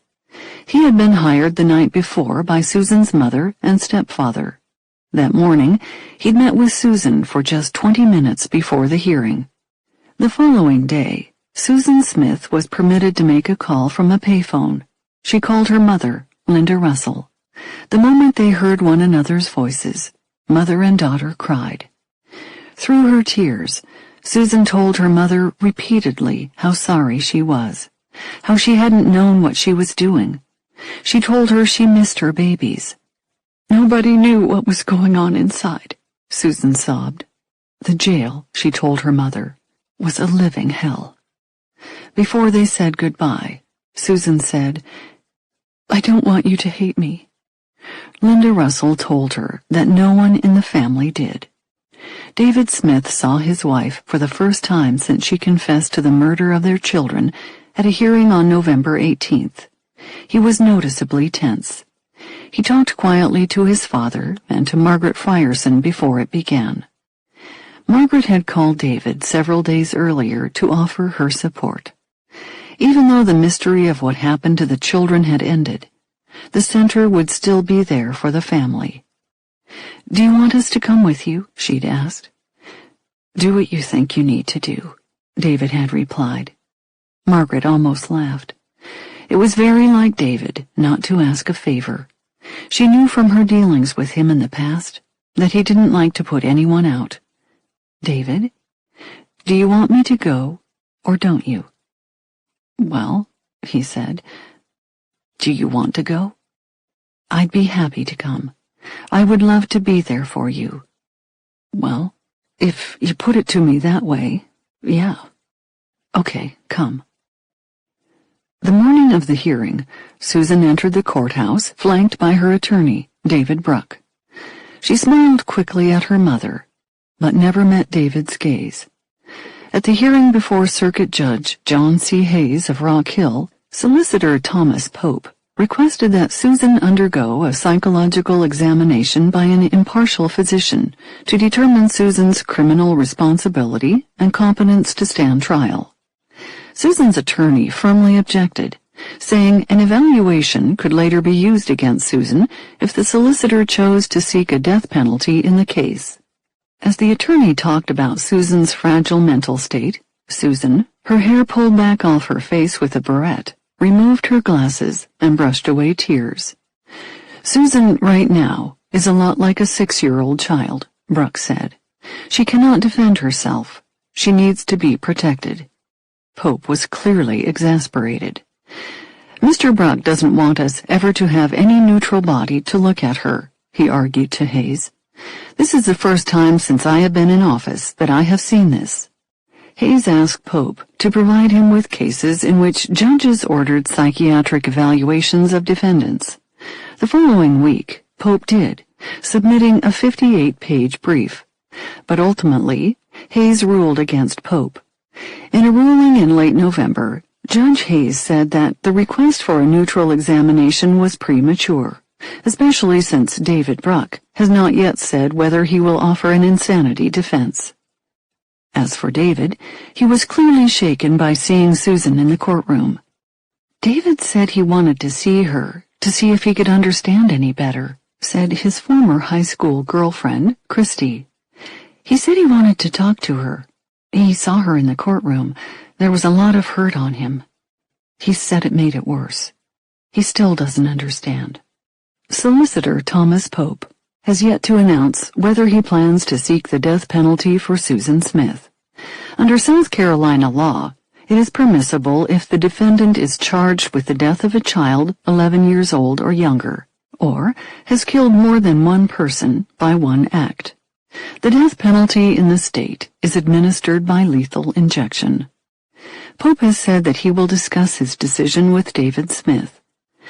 "I want to meet with the family at the appropriate time," he told reporters. "It's still too early." Pope, in his 2 years as solicitor, had prosecuted 3 death penalty cases. In one case, the defendant pleaded guilty and received a sentence of life in prison. So did the second, when the jury was deadlocked on a sentence. The third one is on death row. David had planned to speak to the press not long after he learned of the children's death. But at the last minute, he tearfully told his father he could not do it. Charles David Smith went in his place. "I know you'd rather have him, but he's just not ready to face his public," David's father told the reporters, his voice breaking. "He's still torn up, and he's still hurt." Speaking for David and myself and his stepmother Susan and Uncle Doug, who you have already met, I just want you to know that David loves each and every one of you. He's broken up.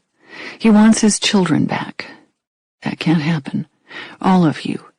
May God bless all of you, okay? A few weeks later, David was ready. He spoke to Katie Couric on the NBC News show Prime Time Live. He said he agreed to the interview in order to thank all the people who sent their love, prayers, and support. "Thanks for every single thing that you have done," he said. David admitted that in the past month, he had received many offers to sell his story. "It was never tempting," he said. "Yes, sure, I received lots of offers to go on these shows. They offered a lot of money to talk with them. I don't want to make 1 red cent off my 2 little boys, out of respect and dignity for them." He talked about the night that he got the call about the alleged carjacking. Susan, he said, was hysterical. "I had to literally pick her up," he said.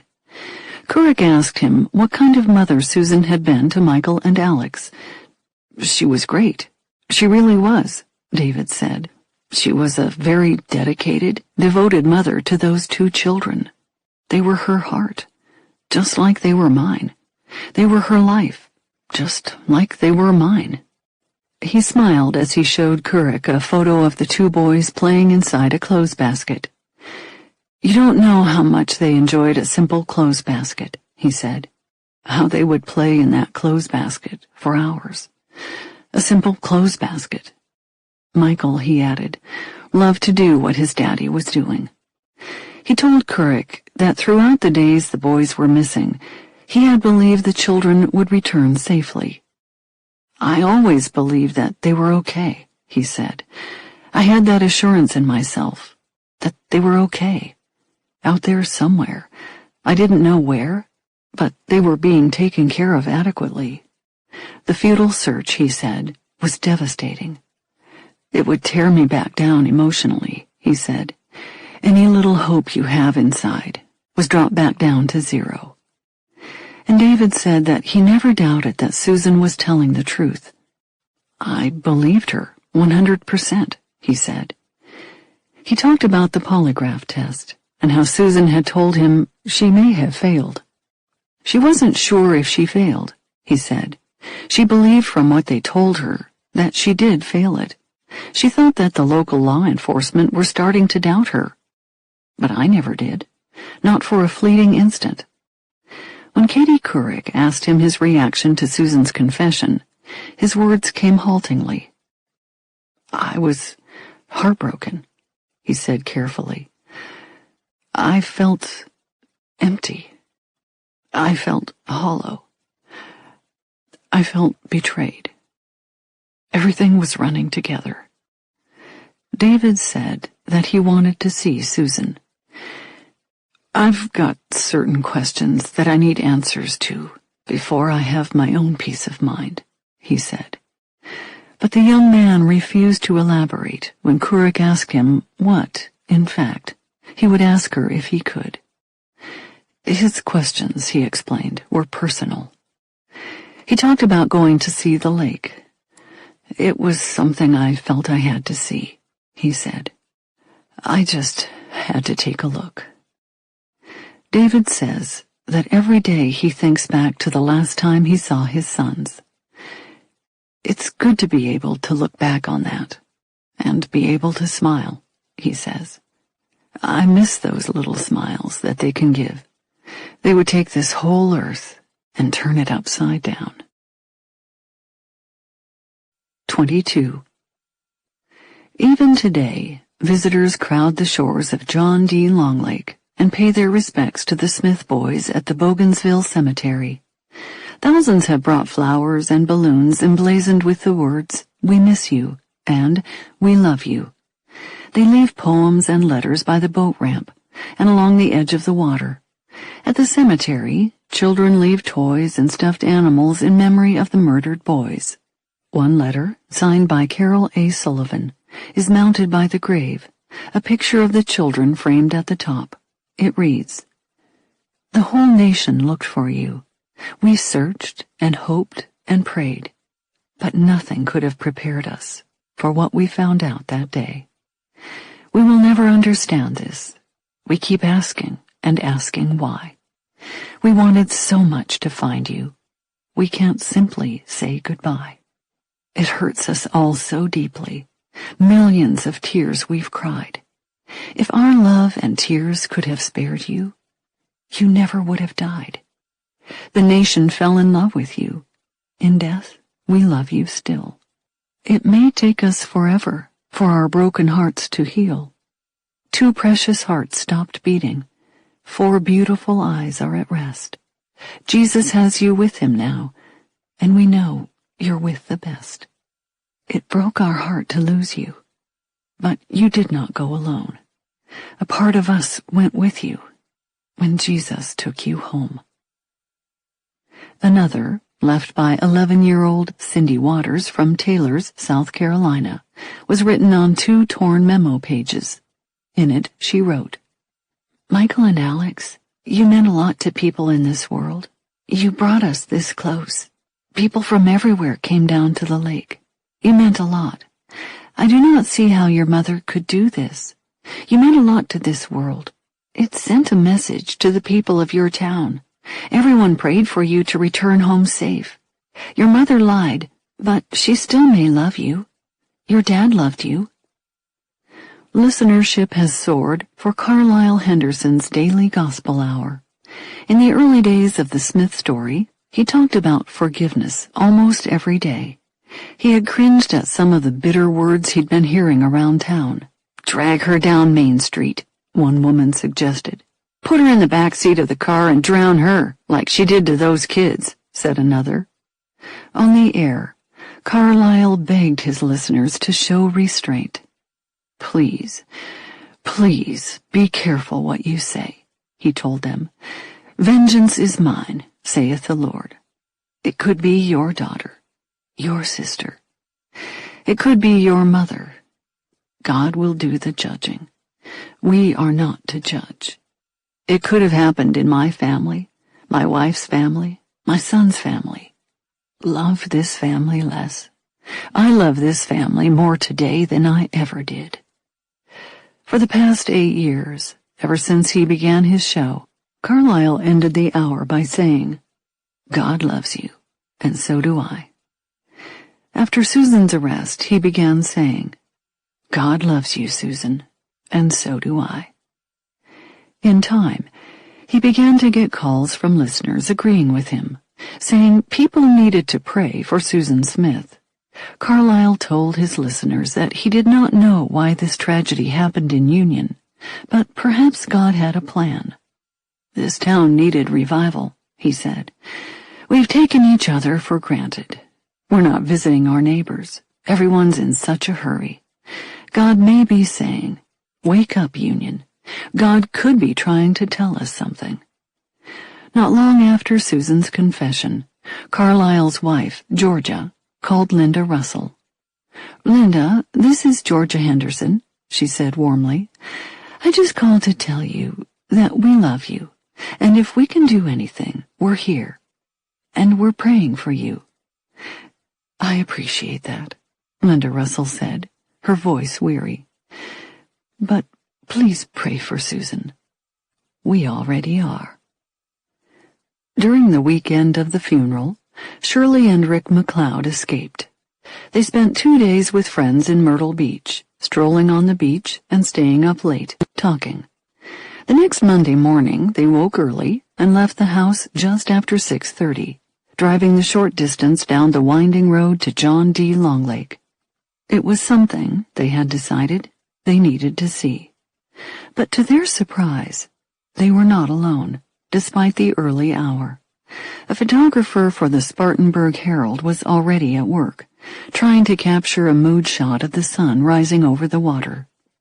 Shirley's face fell when she saw him. "Please don't take my picture," she told him, as she and Rick began to walk down the boat ramp. "We thought we'd come early enough where no one would be here. Please don't ask us anything." He didn't. In the days since, things have quieted down, but not completely.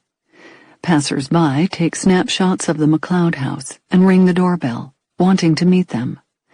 A few weeks after the confession, a woman showed up, saying she'd locked her keys in her car and needed to use the phone. "Now, you're Shirley McLeod?" she'd asked. Shirley did not mince words. "Do you want to use my phone, or are you here to get a good look at me?" she wanted to know. "I'll give you a phone, and you can call whoever you want. But please hurry up and get off my porch." She does not go down to the lake anymore. She used to, sometimes in the evening, on a walk with her husband. There is nothing there, Shirley believes, that she wants to see. Dot Frost sees Susan and David Smith's darkened house every night from her living room window. She does not understand. She never will. She could have asked the Lord to help her, she often thinks. He's helped us. When she learned that Susan had told investigators she wanted badly to commit suicide, Dot felt no sympathy. If she's going to take a life, she should have taken her own, she thought. I would take my life before those boys. But she believes that Susan will live to regret her decision every moment of her life. Lord's going to pay her back, Dot often reminds herself. She won't never get over those 2 little boys. He'll punish her for what she did. I think about mine every day. Now and then, she thinks about what might have been. She could have left those young'uns on my porch, she'll say. We don't have money, but we would have taken 'em. They was darling. In the weeks since the funeral, David Smith has not returned to work at Winn-Dixie, although the supermarket continues to pay him his full salary. He stopped into the store the day after the burial, however, to thank his friends and co-workers for all of their support. Later that week, he visited the lake. He told his family it was something he needed to see. The Postal Service reported that it received more than 20,000 letters, cards, and packages for David. About half of them are in boxes in his Lakeview Road apartment. Susan Smith received about 100 letters, which have been forwarded to where she is incarcerated. There, her lawyer screens them. David's father and stepmother remained in union for many weeks after the funeral for the children. The young man's relationship with his mother, which had been rocky, was further strained after her appearance on A Current Affair. On November 22nd, 2 weeks after the funeral, David filed a countersuit in his divorce from Susan. In it, he asks for a divorce on the grounds of adultery. He has also asked for the return of the Mazda. In the counterclaim, his lawyer stated, "The minor children are now deceased due to very tragic circumstances. The issues of custody, visitation, and child support are therefore moot. The children of the plaintiff and defendant were tragically killed in this automobile, and the plaintiff believes that he should be entitled to exclusive title, control, and possession of this automobile, so that he can see that the same is properly disposed of." Susan has been transferred to the Women's Correctional Facility in Columbia, 70 miles from Union. She was given a physical and psychological evaluation and put on a 24-hour suicide watch. A guard checks on her every 15 minutes. In a 6-by-14-foot cell, she keeps a Bible, a blanket, and her glasses. She wears a paper gown. Her attorney has yet to announce whether he will offer an insanity defense. If he does, it is strongly believed that he will bring up the sexual abuse charges Susan claimed against her stepfather. Retired Judge David Wilburn, who sealed the court documents, has announced that he may consider unsealing the records. Not long after stories of the alleged molestation appeared in the press, Susan's brother Scotty told the state newspaper in Columbia that he had not heard anything about the abuse charges until the day his sister was arrested. He said the family loves Bev Russell. "He has been the foundation for all of us," Scotty said. "If it did happen, it was very out of character for him. I'm sure it was a mistake." In the days since the stunning confession, Susan Smith's cousin, Mary Hickson, sums up much of how the people who love the young woman feel about her today. "As much as I knew Susan," Mary said, "I still do not understand what happened. I think something drastic changed that night in a matter of seconds. In no way do I believe that she had intentions to do anything to those children. I think maybe she was sitting there thinking, trying to figure out all her problems, and just lost it. And in the end, she just panicked and didn't know what to do." And so, too, the neighbor who saw Susan and the children just a few days before the murder will not forget the image emblazoned forever in her mind, the resonance of the words she last heard from a young woman now standing accused of the ultimate crime. Susan, the woman said, had been cooking black-eyed peas and cornbread. She had Alex in her arms, and the child began to fuss, squirming to get free. Susan told him, "Now, Alex, I'm going to have to put you down, because you're going to get burned, and I won't want to hurt you." They were prophetic words indeed. Now, the light blue plastic kiddie pool in the carport of David and Susan Smith's Tony Road home is left crumbled and half filled with water, collected from the day's rain. A bird feeder hangs empty on the tree in the front yard. And in the streets of Union, across the nation and throughout the world, the question remains unanswered. The enigma that is Susan Lee Vaughn Smith remains. It is she alone who must face the stark truth of what she did that night in the hazy blackness of John D. Longlake. And though she has said what happened that night was a mistake, a horrible mistake that she instantly yearned to take back, it was the act that ended the trust of a mother's heart, of a love meant to flow unparalleled and unchallenged. It is one that not only she must live with, but one that remains forever etched in the souls of those who were touched by Michael and Alex Smith.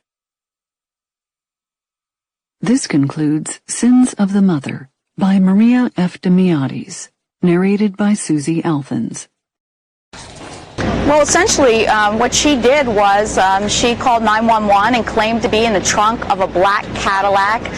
She had told police that she was involved in a rear-end accident on the road, and that when she got out to look at the damage of her car, two black men grabbed her and threw her in the trunk of a car. And an extensive investigation by a cooperative effort of law enforcement came together and ultimately determined that this was a story that she made up so she could take her 9-year-old daughter and run off to Disney World. It's upsetting to so many people, and how you described also the description she gave of her supposed abductors did not sit well with a lot of people. That's correct, and what we were really concerned about, law enforcement pretty early on thought that there was some suspicious details to this whole incident, and immediately began an effort to bring this to a quick conclusion, and we're glad that we were able to do that. Any indication what the motive could have been? We've heard reports of possible embezzlement. She did work with a law firm. Can you give us any possible motive? Well, we're still looking into that. There's a lot of investigation that we still need to conduct, but we do believe that it could have either been domestic problems with her husband as well as some financial problems.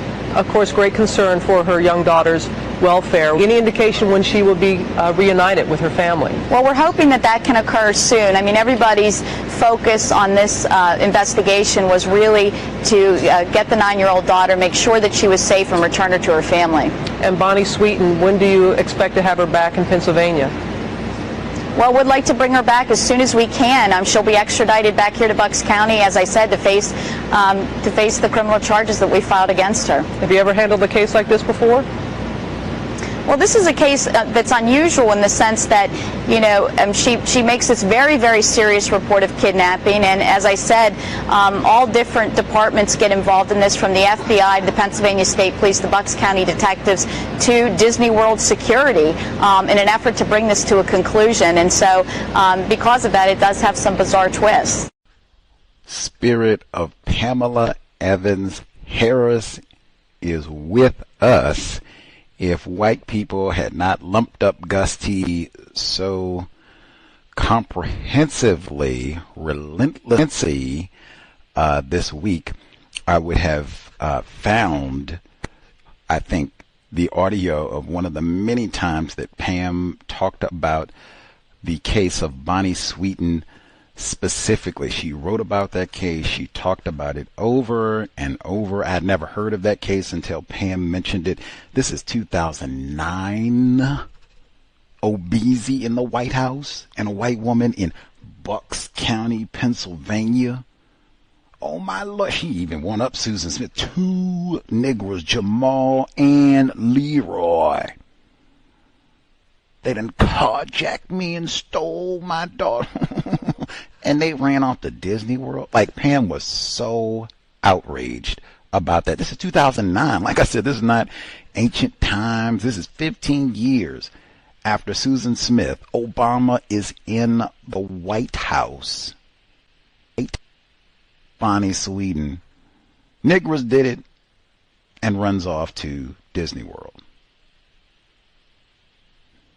Pamela Evans Harris, for sure. Katherine, Massey Book Club, another one bites the dust. All done. Sins of the Mother. If I can pause, is it all right? Can I just pause for one moment? God loves you, did he? And so do I. Can we say that just one more time? God loves you, did he? And so do I. That one catch on. We have everybody saying that. Spirit of forgiveness. We with you, Brother Sean. We with you.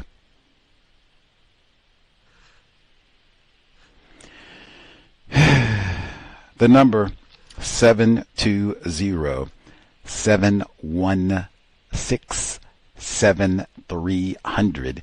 The code 564-943 pound. Press star 61 if you would like to participate. I do think there's something, I don't know, this book was published in 95. They could have waited like a week or two to just get I know they got to rush it and have it out for publishing and blah, blah, blah, but Dang, like you don't even. Oh yes, convicted. No death penalty, but convicted. I think we'd already discussed some of that, and she was up for parole months ago.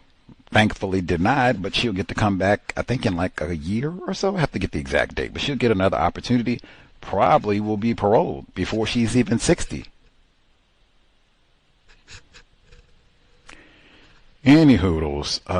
The email untiljustice@gmail.com if you have thoughts, since we are all done with the book. But again, she did not get the death penalty, which I again find appalling. Why have the death penalty if it's not for someone like this? You can put George Stinney, 14 years old, in the death penalty, same state, but not this racist, lying child killer. Come on. Why have a death penalty? Why have a death penalty? Let's see. Folks who dialed in, folks who dialed in, if you have finishing thoughts, what did we learn? All the rest of it. Could you see Leroy? It's almost goofy to even, I could not fathom a galaxy where Leroy does this, and we're going to forgive him. Let bygones be bygones. Y'all cut out all that talk about dragging Leroy up and down the street. White Jesus will have vengeance. I could not imagine even now, 30 years later, I could not. They won't forgive Orenthal James or George Stinney. Or Obama. I mean, Jesse Jackson, he was mentioned. Jesse Jackson was mentioned in the book. Can you believe it? 22 caliber killer. Let's see. Irie, did you have commentary? Should be with us. Oh, yeah. Thank you. Okay, so I heard the second part of your broadcast, and the part where they were doing the funeral, and it started to go into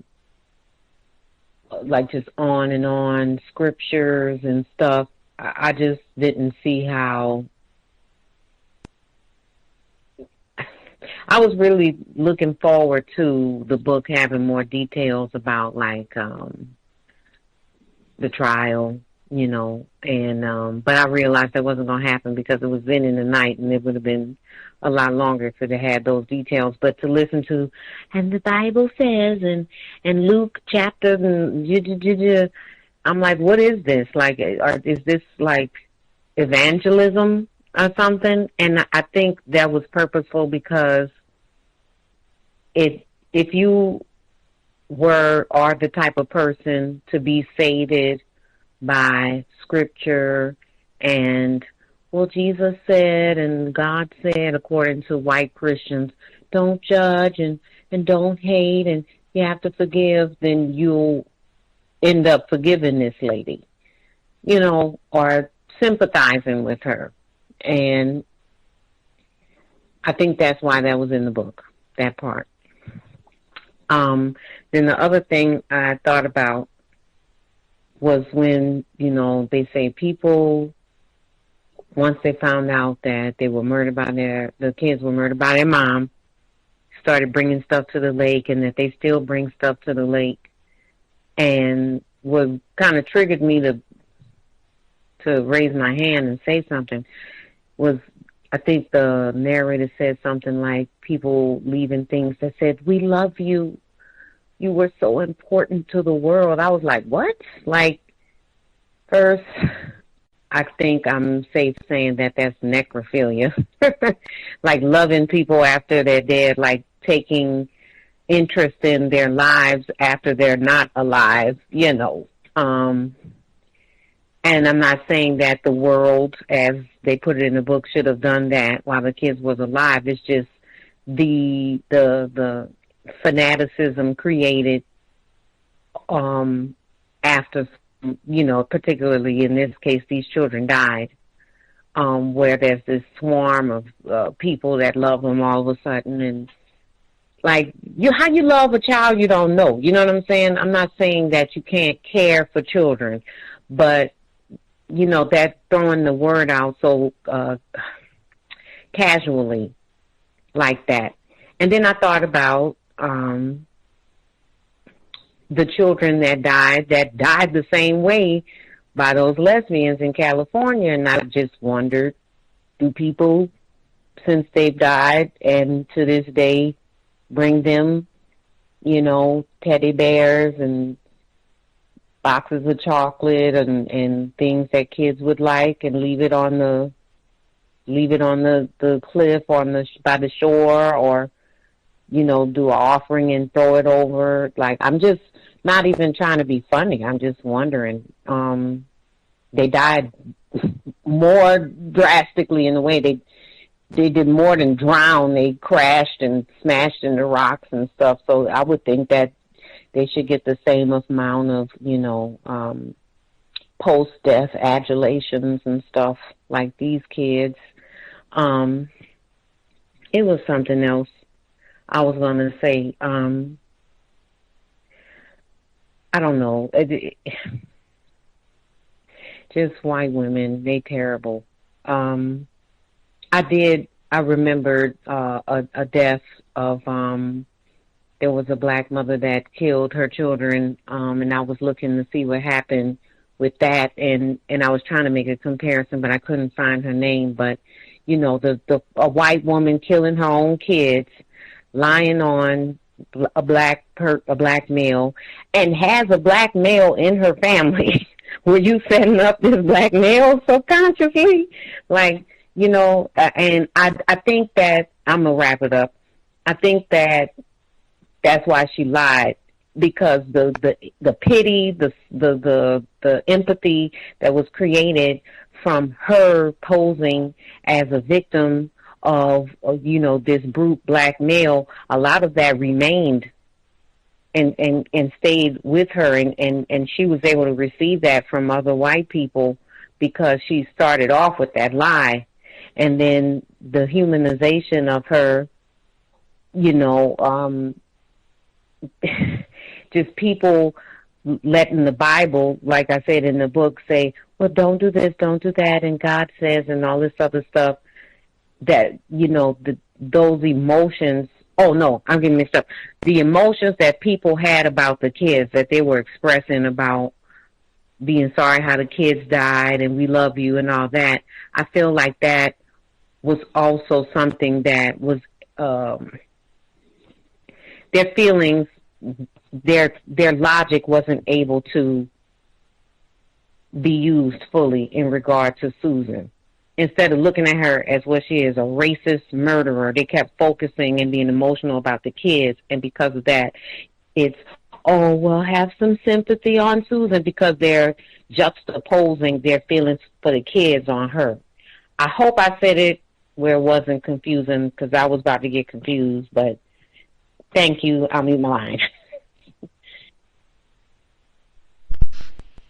Much obliged, Irie. I think some of us had the same suspicion, questions. That's why I wondered, what does Wallace look like? Then we can see, does he look like the sketch? Did she, give them someone who, if you see Wallace, like, like, I wish they had a picture of him in there. Any hoodles. I think that is a very we can stay right with the same state, South Carolina. We spoke with Dr. Frances Cress-Welsing one day after the shooting, Charleston, 9 black people murdered, including State Senator Clementa Pinckney, and Dr. Welsing said, by the time we get to Monday, days, not even a full week after the massacre, it'll be forgive, and which is exactly what happened. Woo, genius, Dr. Welsing.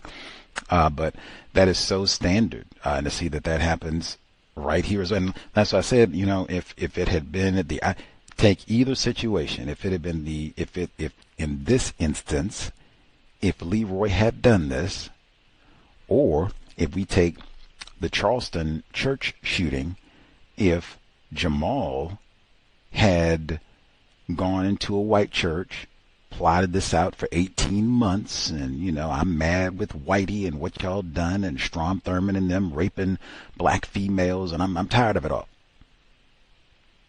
Forgive? Like, what? What? Who would that? What I just said. What I just said. God loves you, did he? Leroy, Jesse Jackson Sr., he ain't committed no crimes. What white person is going to say that? God, I love you, brother Jesse. Love you, brother Obama. Come on. But Susan Smith then killed her own white children and blamed it on a Negro who might look like her brother-in-law. Now, we got to forgive. She's white. That the religion of white supremacy. Racist white people are always to be forgiven for practicing racism, maybe even killing white children. As for the, what shall we call it? Memorials, visitation for Devontae, Abigail, Sierra, Patrick. I'm missing two. Coon. I'm going to have to get the other two. But my suspicion is that they probably do have the same similar type of attention. That case was very popular. It's more recent. They have a lot of documentaries on both of these cases, so people could sit around on YouTube or whatever else and learn about these cases. So, and that's in California. I mean, who doesn't want to go to California? And it's in like weed and wine country of California. So, yeah, I suspect people probably do. I would have to verify. The only thought that came with that was they would probably include tributes to the racist white lesbians who killed them, and they would say exactly what they said about Susan, that she just reached her breaking point. They snapped, because they did. That's what they said about them, that they just snapped.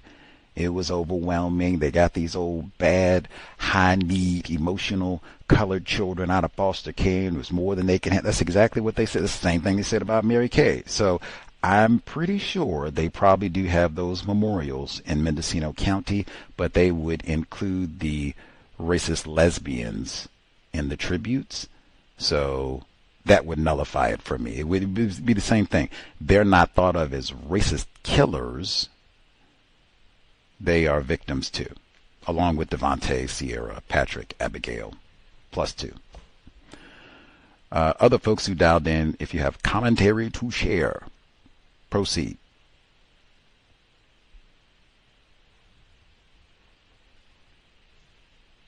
Hey, I'll say some last words on it.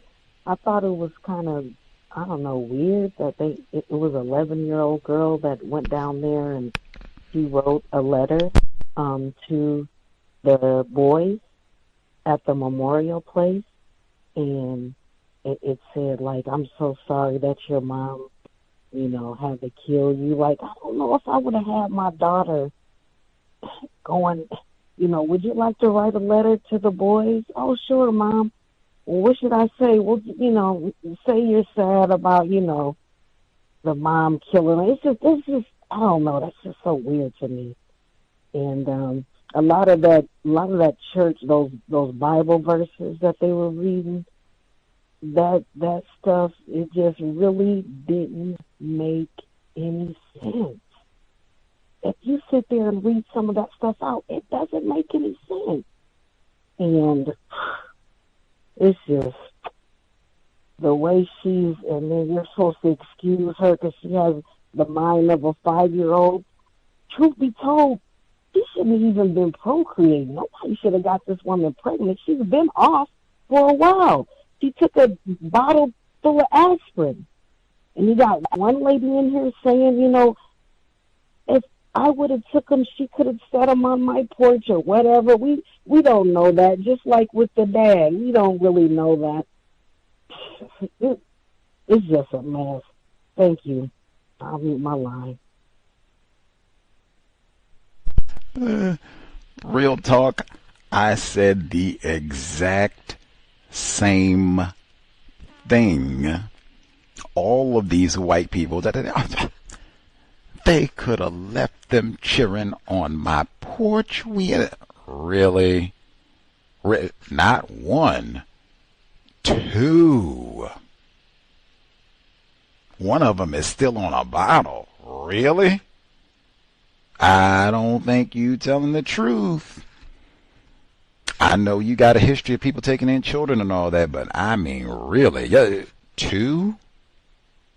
You already said you ain't got no money. Children are expensive. We just had that report last week where they said, hey, people talking about not having children because it's so expensive. They didn't say, give me all the random children just because you are lazy and don't want them no more. Give them here. I'll take them and raise them for 18 years. What?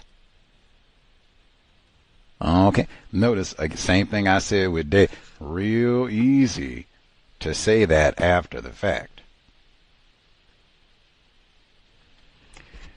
Any hoodles. We got another heathen, just like Lauren, set up here talking about the religion of white supremacy. I don't think you're supposed to sit and parse it for logic. I think you're just supposed to forgive white people and enjoy the songs and dress nice. I think that's the gist of it, not to sit there. Does that make sense? Did you hear what? That's not what it's even. You're missing the whole point. Other folks who dialed in, if you have commentary to share, proceed. It's Fred Douglas again. I too would have liked to hear details about the trial in the book. I realize it was published in '95 and not enough time to get that stuff in there, but that would have been nice to hear, more so than some of this other stuff like the service and all that kind of stuff. How many white women want to or are fine with harming children, their children in particular? They had that Utah woman called the one Baptist minister, and just makes me think, they're fine with harming their own white children. What about non-white children these white women may have? I'm going to go ahead and also talk about the religion of white supremacy. It was mentioned in one of those reports that you played before the program, at the beginning of the program, comparing Susan Smith to the Virgin Mary, the Mother of God. What I'm hearing from this is, white women don't sin, and even if they do, they are worthy of and will receive forgiveness and should not be punished. That's a recurring theme throughout, the cows. Regards to blacks, black males in particular, Gilliam Edwards made that comment a few weeks ago that the black male, he's the embodiment of evil, unworthy of forgiveness. And then you have this, this talk about Susan she was a good mother. This was an aberration for her. The grandfather, he was told, don't say anything negative about Susan. That's just a key aspect, from what I'm perceiving, and this may be incorrect or not, but that the white woman, cannot be denigrated. This is an essential part of white supremacy, that the white woman be held in high regard, almost like this deity type like figure. And then you even have that Bev Russell, Susan's brother says that even if he did rape Susan, it was uncharacteristic for him. And he's been so good to their family. And this was, according to Susan, this rape, her rape by him went on for years, even after she had her children. So I guess my question is, was it uncharacteristic of Diddy then? He's a good man. That was uncharacteristic of him to have the freak outs and whatnot. And then again, too, just talking about, white people's relationship with God, that they are, talk about God's mercy versus God's wrath. And of course, white people are all deserving of God's mercy and, forgiveness and pardon. All the various Bible verses that were quoted and the forgiveness, it seems to me that in fact, there are other verses of the Bible that probably should have been discussed regarding this case, regarding Susan Smith. How about going with the Ten Commandments? Thou shalt not murder. Thou shalt not commit adultery. Thou shalt not bear false witness. That's meaning you shouldn't steal. And then there's from Matthew 18:6. But whoso shall offend one of these little ones which believe in me, it were better for him that a millstone were hanged about his neck, and that he were drowned in the depths of the sea. And then, people try to silence the truth being told by Gilliam Edwards. I kind of think that has religious connotations, and you shall know the truth, and the truth shall make you free. That's John 8:30, verse 32. I did appreciate what Dot said. God will punish her for what she did. Susan Smith, doesn't seem penitent, doesn't seem remorseful for what she did. Anyway, so I guess, talking about the Gilliam Edwards again, and then had the one black minister making comments about how the racial situation was fine in the town, where people were coming together. And he mentioned that only a few black men were stopped, only 2 taken into the police station. I guess that's okay if you're not one of those 2. And then, and we're not even told about any other interactions with the police or other white people that may not have been reported or documented. I mean, you have all these black men talking about they walking all soft around and whatnot, trying not to be noticed. Even brother-in-law there, Wallace. And then you get that apology from David's brother, said it was not a racial issue. But then we're hearing about how the sheriff calmed the racial situation, and how there could have been a lynching. And then, I might have missed it. I was doing things partly while the reading was going on. But how exactly did the sheriff calm the racial situation? What steps did he take? I said I might have missed that. And I was thinking, too, David Smith got paid his full salary, even though he wasn't working. I wonder how long that went on for, and wondered how willingly they would have done that for a non-white black person. It made me think about Mrs. Harris Stanfield at the Tops grocery store up in Buffalo, who had to fight to receive the I can't recall what kind of payment it was, if it was a disability or just her wages or whatever, because they wanted her to go back to work, 90 days or so after that massacre. I guess the last thing, that last report you played, the Bucks County got me thinking about, in Pennsylvania, got me thinking about the one of the more notorious white women who participated in January 6th came from Bucks County, and I might be mistaken, but I was thinking that Bucks County might also be a racially restricted region. Thank you. Oh, that's the great Rachel Powell. She had the ice axe down there. But they forgave her, too. She's not even in grade. See there, you can't keep a white woman down. Much obliged, Mr. Douglas. I howled respect to Fragrance Harris Stanfield, guest on the Cows, 2023, victim of the Tops massacre in the archives. I did not think of her, although that is a great comparison. But man, this white dude who, and again, was Dave an exemplary Winn-Dixie employee? You're hollering at the other co-workers. His wife is coming in and, what are you doing chasing these women? Get over there, and I know you were talking to her. And I see, like, what? This is the, and Susan worked there too. I mean, this is the publicity we want for Winn-Dixie? Piggly Wiggly gonna run us out of business. They paid his salary. Wow. And then all the relatives did all the interviews with Inside Edition and got a wow, they sound like they came out better than Vili did. Dang. Pays to be white, practice white supremacy, racism. Let's see, other folks who dialed in with a hand up. If you have commentary, proceed. Can I be heard? Lauren, yes, ma'am. Evening again, everyone.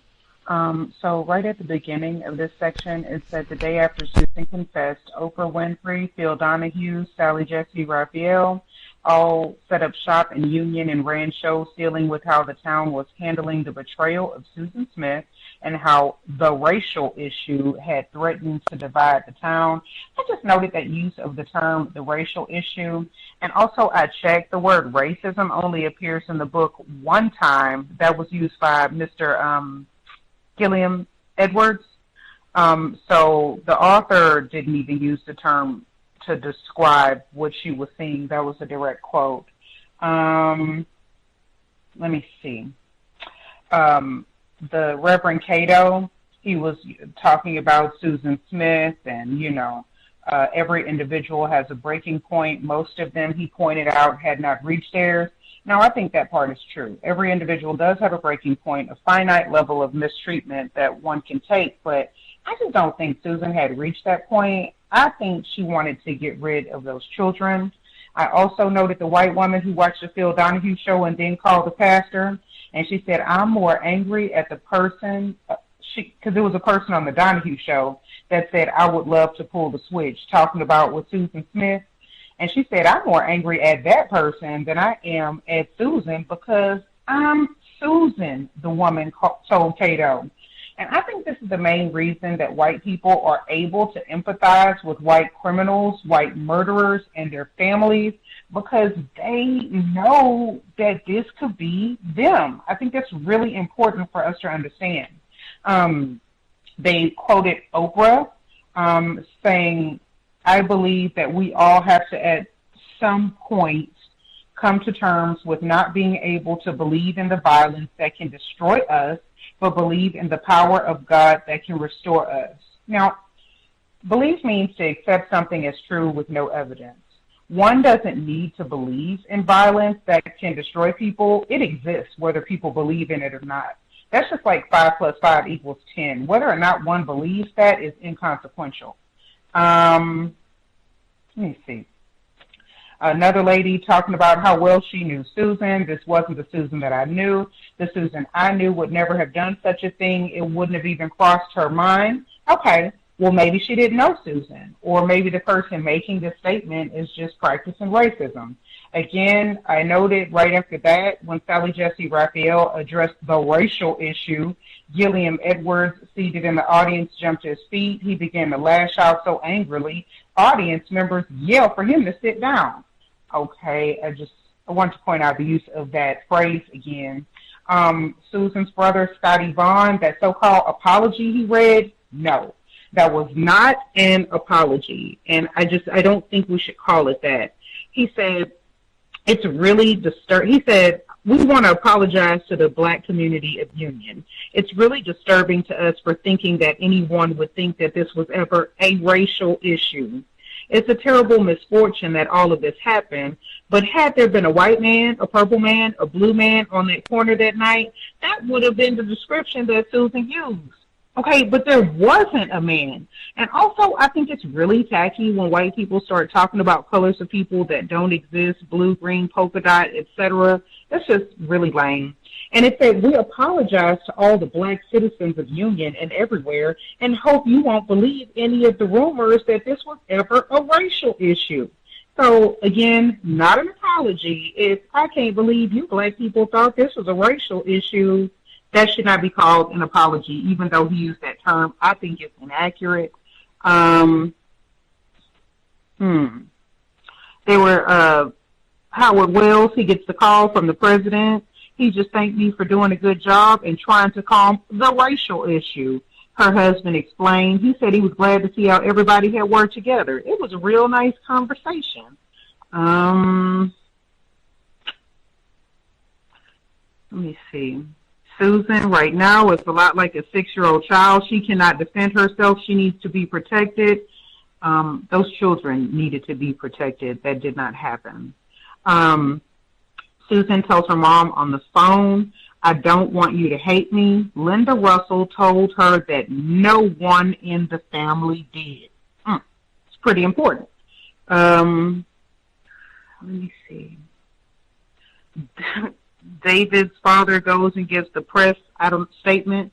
And he says, I just want you to know that David loves each and every one of you. How is it possible that David loves everybody? The way people use this term in the book, it doesn't make sense. If you love everybody, then how special is so-called love? I just don't get it. And Couric, she's talking to David, the children's father. Couric asked him what kind of mother Susan had been to Michael and Alex. She was great. She really was. She was a very dedicated, devoted mother to those two children. They were her heart just like they were mine. They were her life just like they were mine. Okay. So if he's saying the way he felt about the children is the way Susan felt about the children, then maybe he wouldn't have taken those children and taken care of them. I need to put that on the record. Those two poems, or whatever you call those letters or pieces of paper, whatever was left out there at the memorial, those were terrible, tacky. I just think that should have been left out. Don't put that out there. That's pretty terrible. Let me see. I think. So Susan Smith received about 100 letters which have been forwarded to where she is incarcerated. There her lawyer screens them, and that was only a couple of weeks, after she confessed to the murder. So I bet she's gotten a whole lot of letters, probably thousands. And also I think the author used the last paragraph of the book to, make an excuse for Susan. And though she has said what happened that night was a mistake, a horrible mistake that she instantly yearned to take back, it was the act that ended the trust of a mother's heart. I don't know what she's talking about. I don't think it was a mistake. She did that on purpose. And this lady's a murderer. I think we should not make excuses for her. And that is all I have. Thank you guys for allowing me to speak. Much obliged.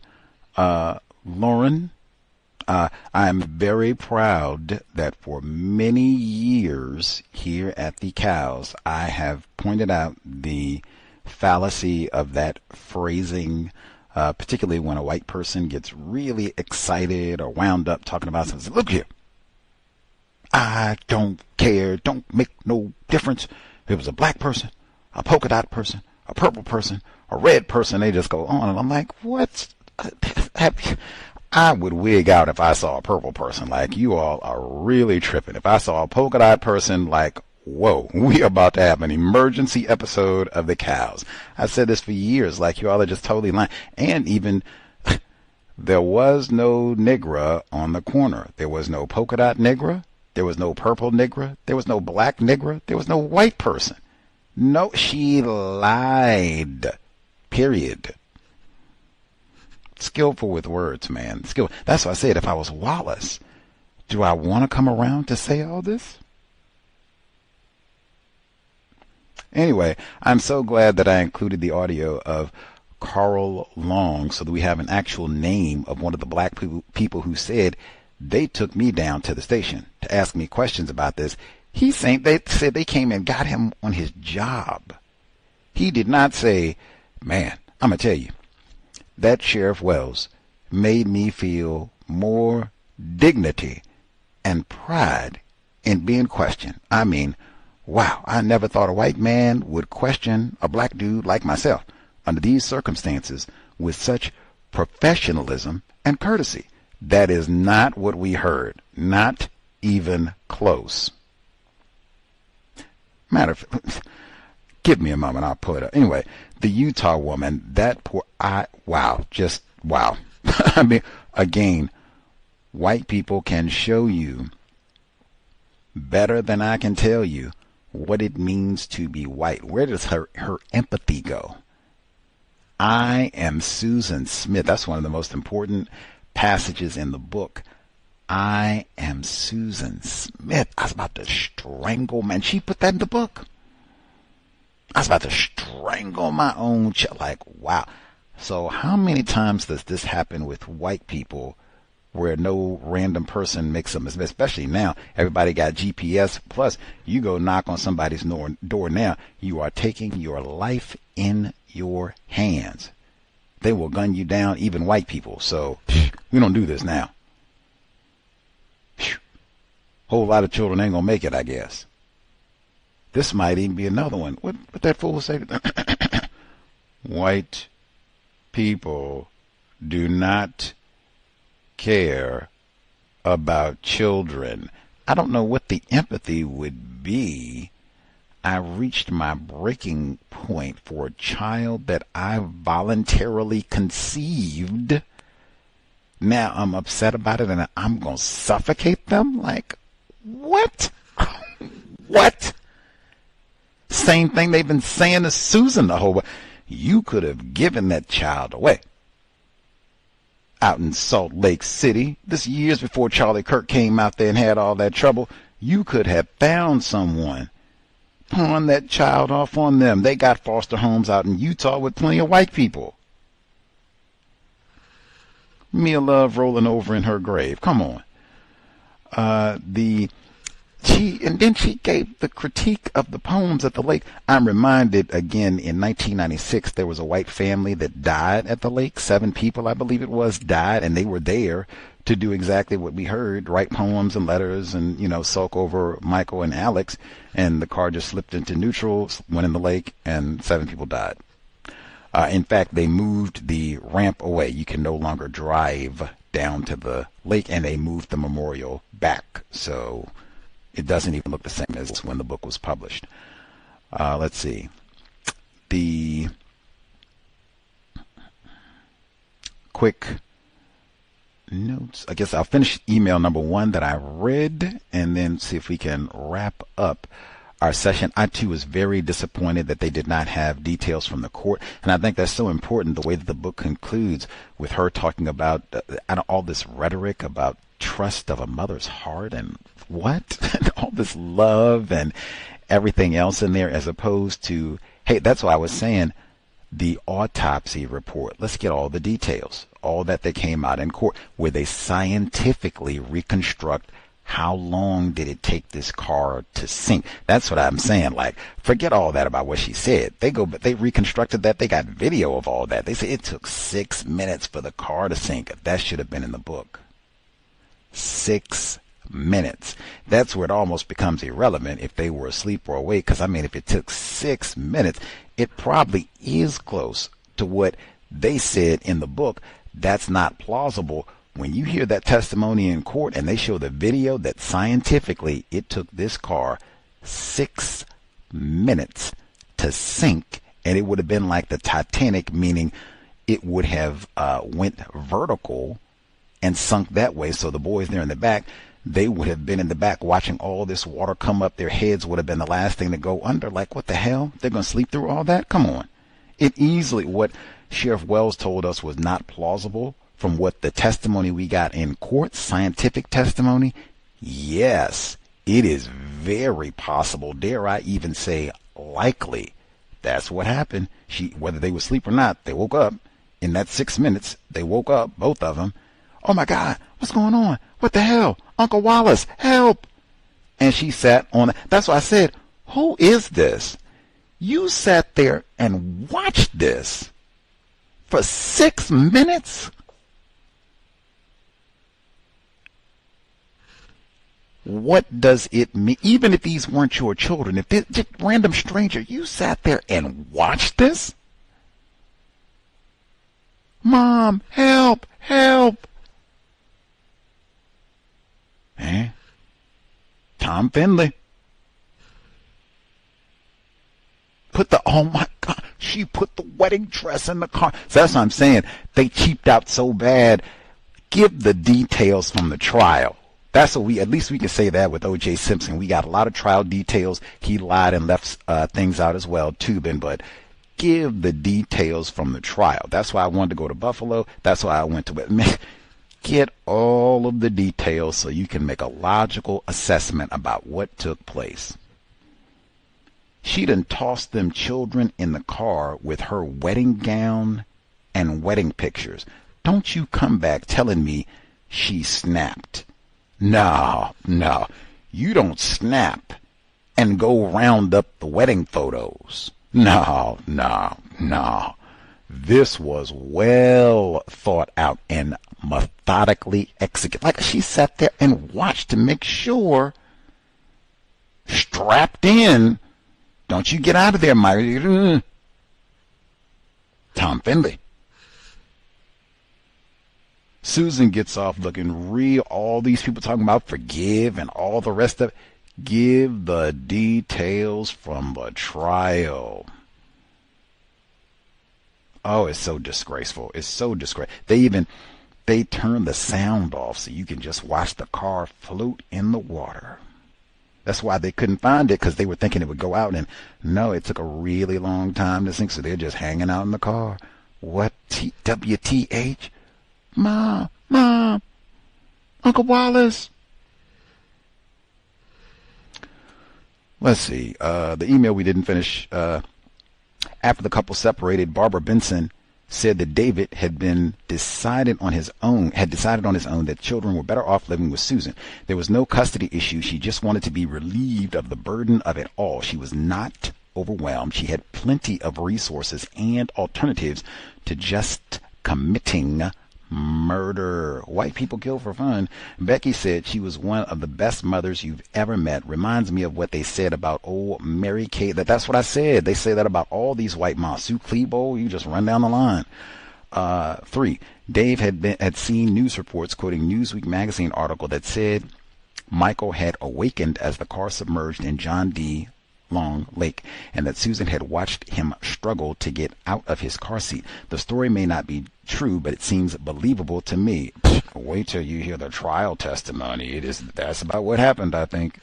4. Reverend Bob Cato also spoke on the program. He had an opportunity to speak briefly about forgiveness. A psychiatrist on the show also spoke in defense of Susan. One night he received a phone call about, this is the Utah about, would there have been the same empathy for a non-white mother who murdered her children?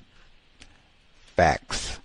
I guess you could take that either way. If Lakeisha had been the one to do this lie and all that, and she had really, come on. Or Leroy on a toboggan, either way. 5. Gilliam Edwards, seated in the audience, jumped to his feet. He began to lash out angrily. Not surprisingly, a lot of black misandry was exhibited against Mr. Edwards. The issues he raises seem legitimate to me. That's what I thought too. She said that nobody in the town agreed with him. She told us that last week, like he was a militant, but nobody listened to him, and the black people didn't right on, Mr. Edwards, we with you. Like she said, they didn't even pay attention to him. If that's the case, what was the racial unity that Sheriff Wells or anybody had to enact? She told us it was basically you just got this one gadfly, Mr. Edwards, angry black male, going around, and none of the other black people even listened to him. She told us that. She said his family and all of them, they don't listen. Get out of here. Get out of here, privileged factory. Get out of here. Get out of here. What do you mean? There can't be no racial harmony then. It's just Mr. Edwards, and all you got to do is shut him up. And you got a whole group of people that's willing to help you out. Shut up, Edwards. Shut up, Ev. Get out of here. Yeah. And again, now, he was wearing a neck brace during all this, so it ain't no empathy like, oh, man, you injured, brother? You okay? You shut up. Get out of here. Shut up. And this is supposed to be the peak of black male privilege. I could be Johnny Cochran's cousin. Shut up. Talking bad about white people. Shut up.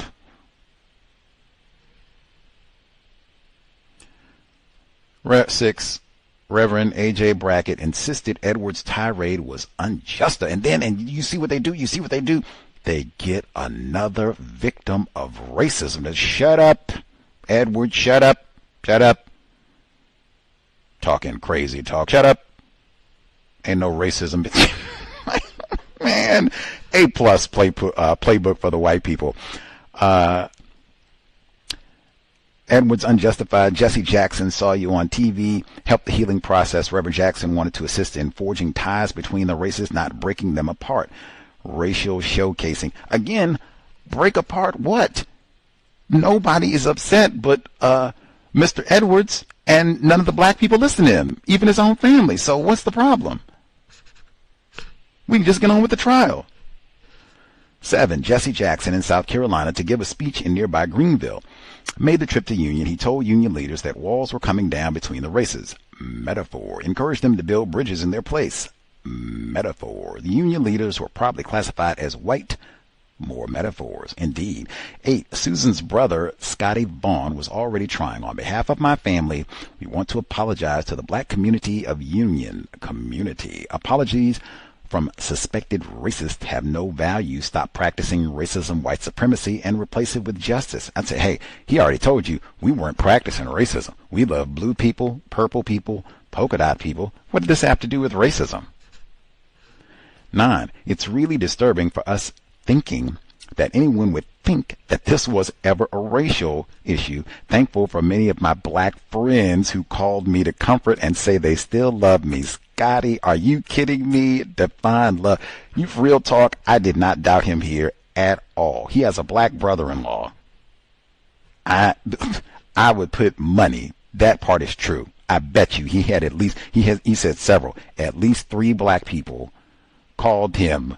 We with you, Brother Scotty, and right on, purple people and all the black people and the polka dot folks of Union. We are with you. We love you. You're not racist. Not all white people are racist. I suspect that probably could have happened. I could be wrong. 10, I didn't even think he had a black brother-in-law. So, I mean, 10. It's a terrible misfortune that all this happened. But had there been a white, purple, blue, blah, blah, blah. The purple, blue, green metaphor is very commonly used by suspected racists and to great affect. 11. The president called to congratulate Wells. The president called. He just thanked me for doing a good job and trying to calm the racial issue. What calm? Everybody's calm except Mr. Edwards. Her husband explained. He said he was glad to see how everybody worked together. The president at that time was Willie J. Clinton, who congratulated the race soldier for keeping the slaves under control. Everybody was calm except Mr. Edwards. They could have put him in jail and we would have had...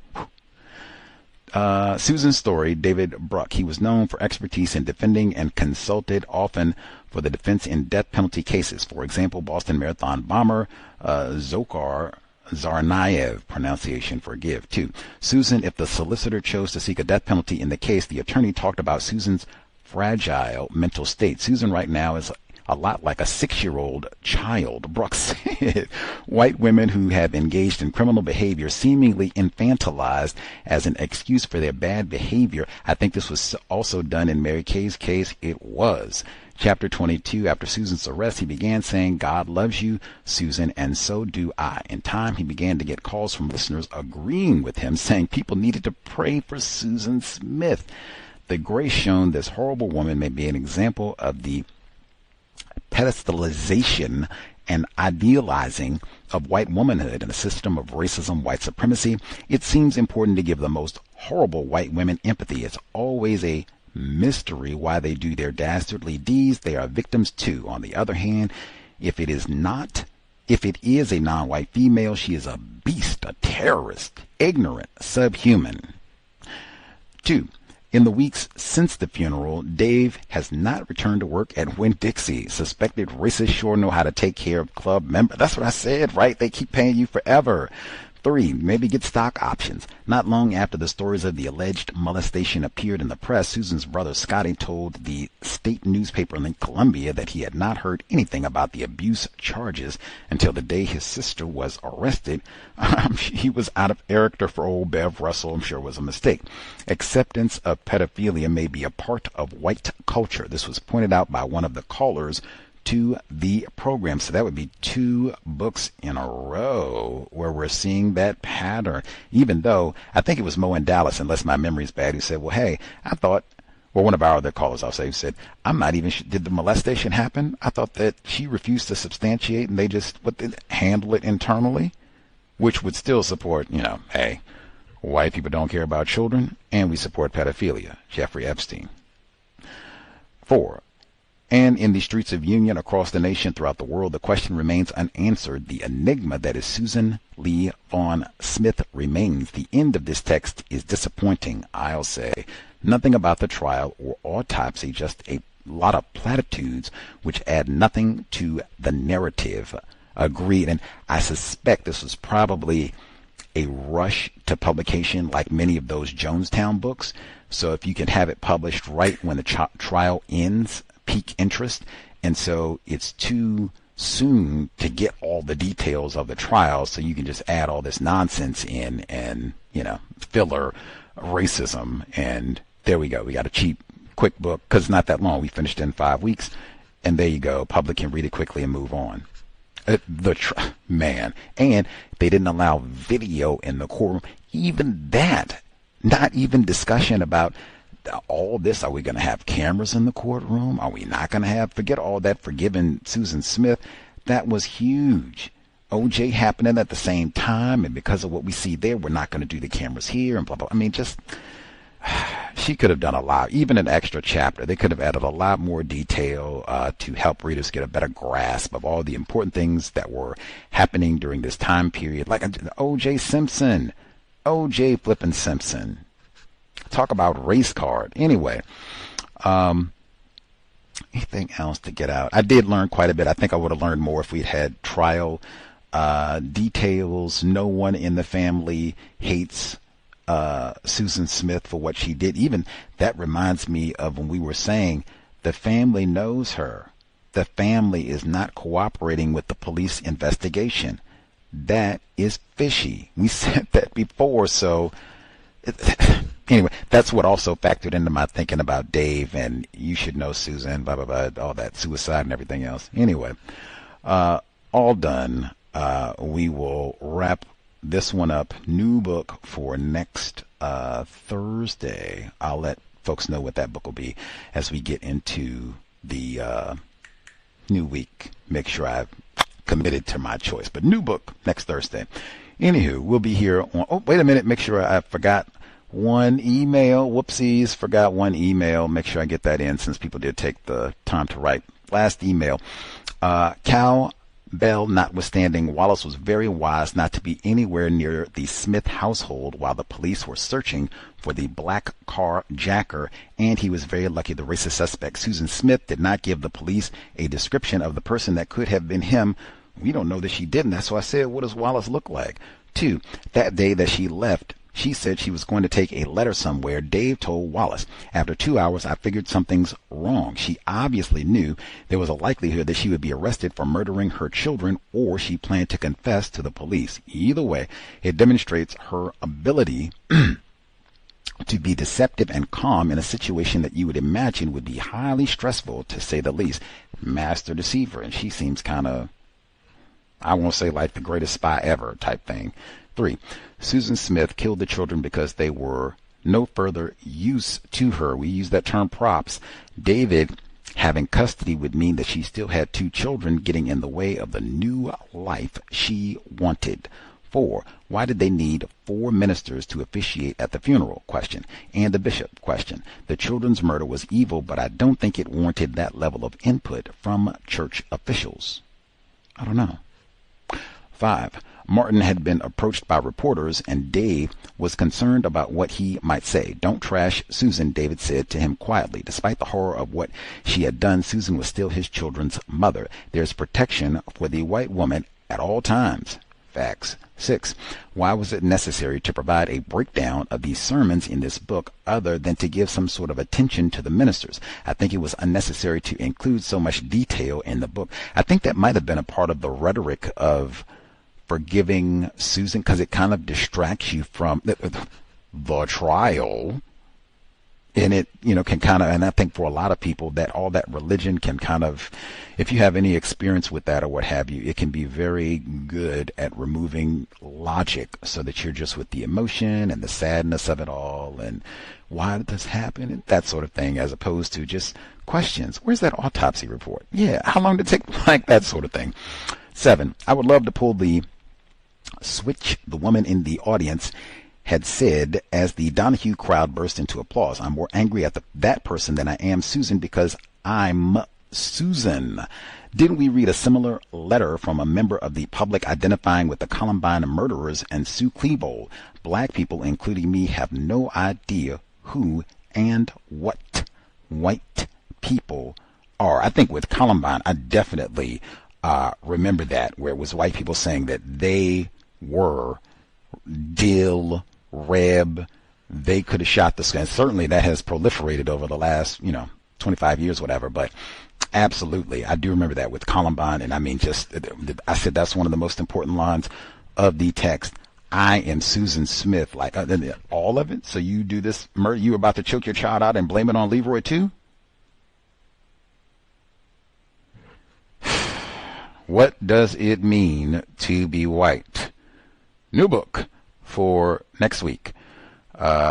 Sobriety would be best, because you never know when you might find yourself walking on cotton and, oh no, they blame what? And leave what? It would be better be sober if you got to go downtown and talk. No, I did not carjack no white woman. No, I did not take no children. It would be better to answer those questions when you have not consumed Mad Dog 2020. Creator, remind us to stop saying not all white people are racist. It has been time. Replace white supremacy with justice immediately. Cow signing out. Thanks all for tuning in. Nigga, you so brainwashed. I'm a victim, brother. Problem. You're a victim. I'm a victim of 400 years of conditioning. Shut up. The man has programmed my conditioning. Even my conditioning has been conditioned.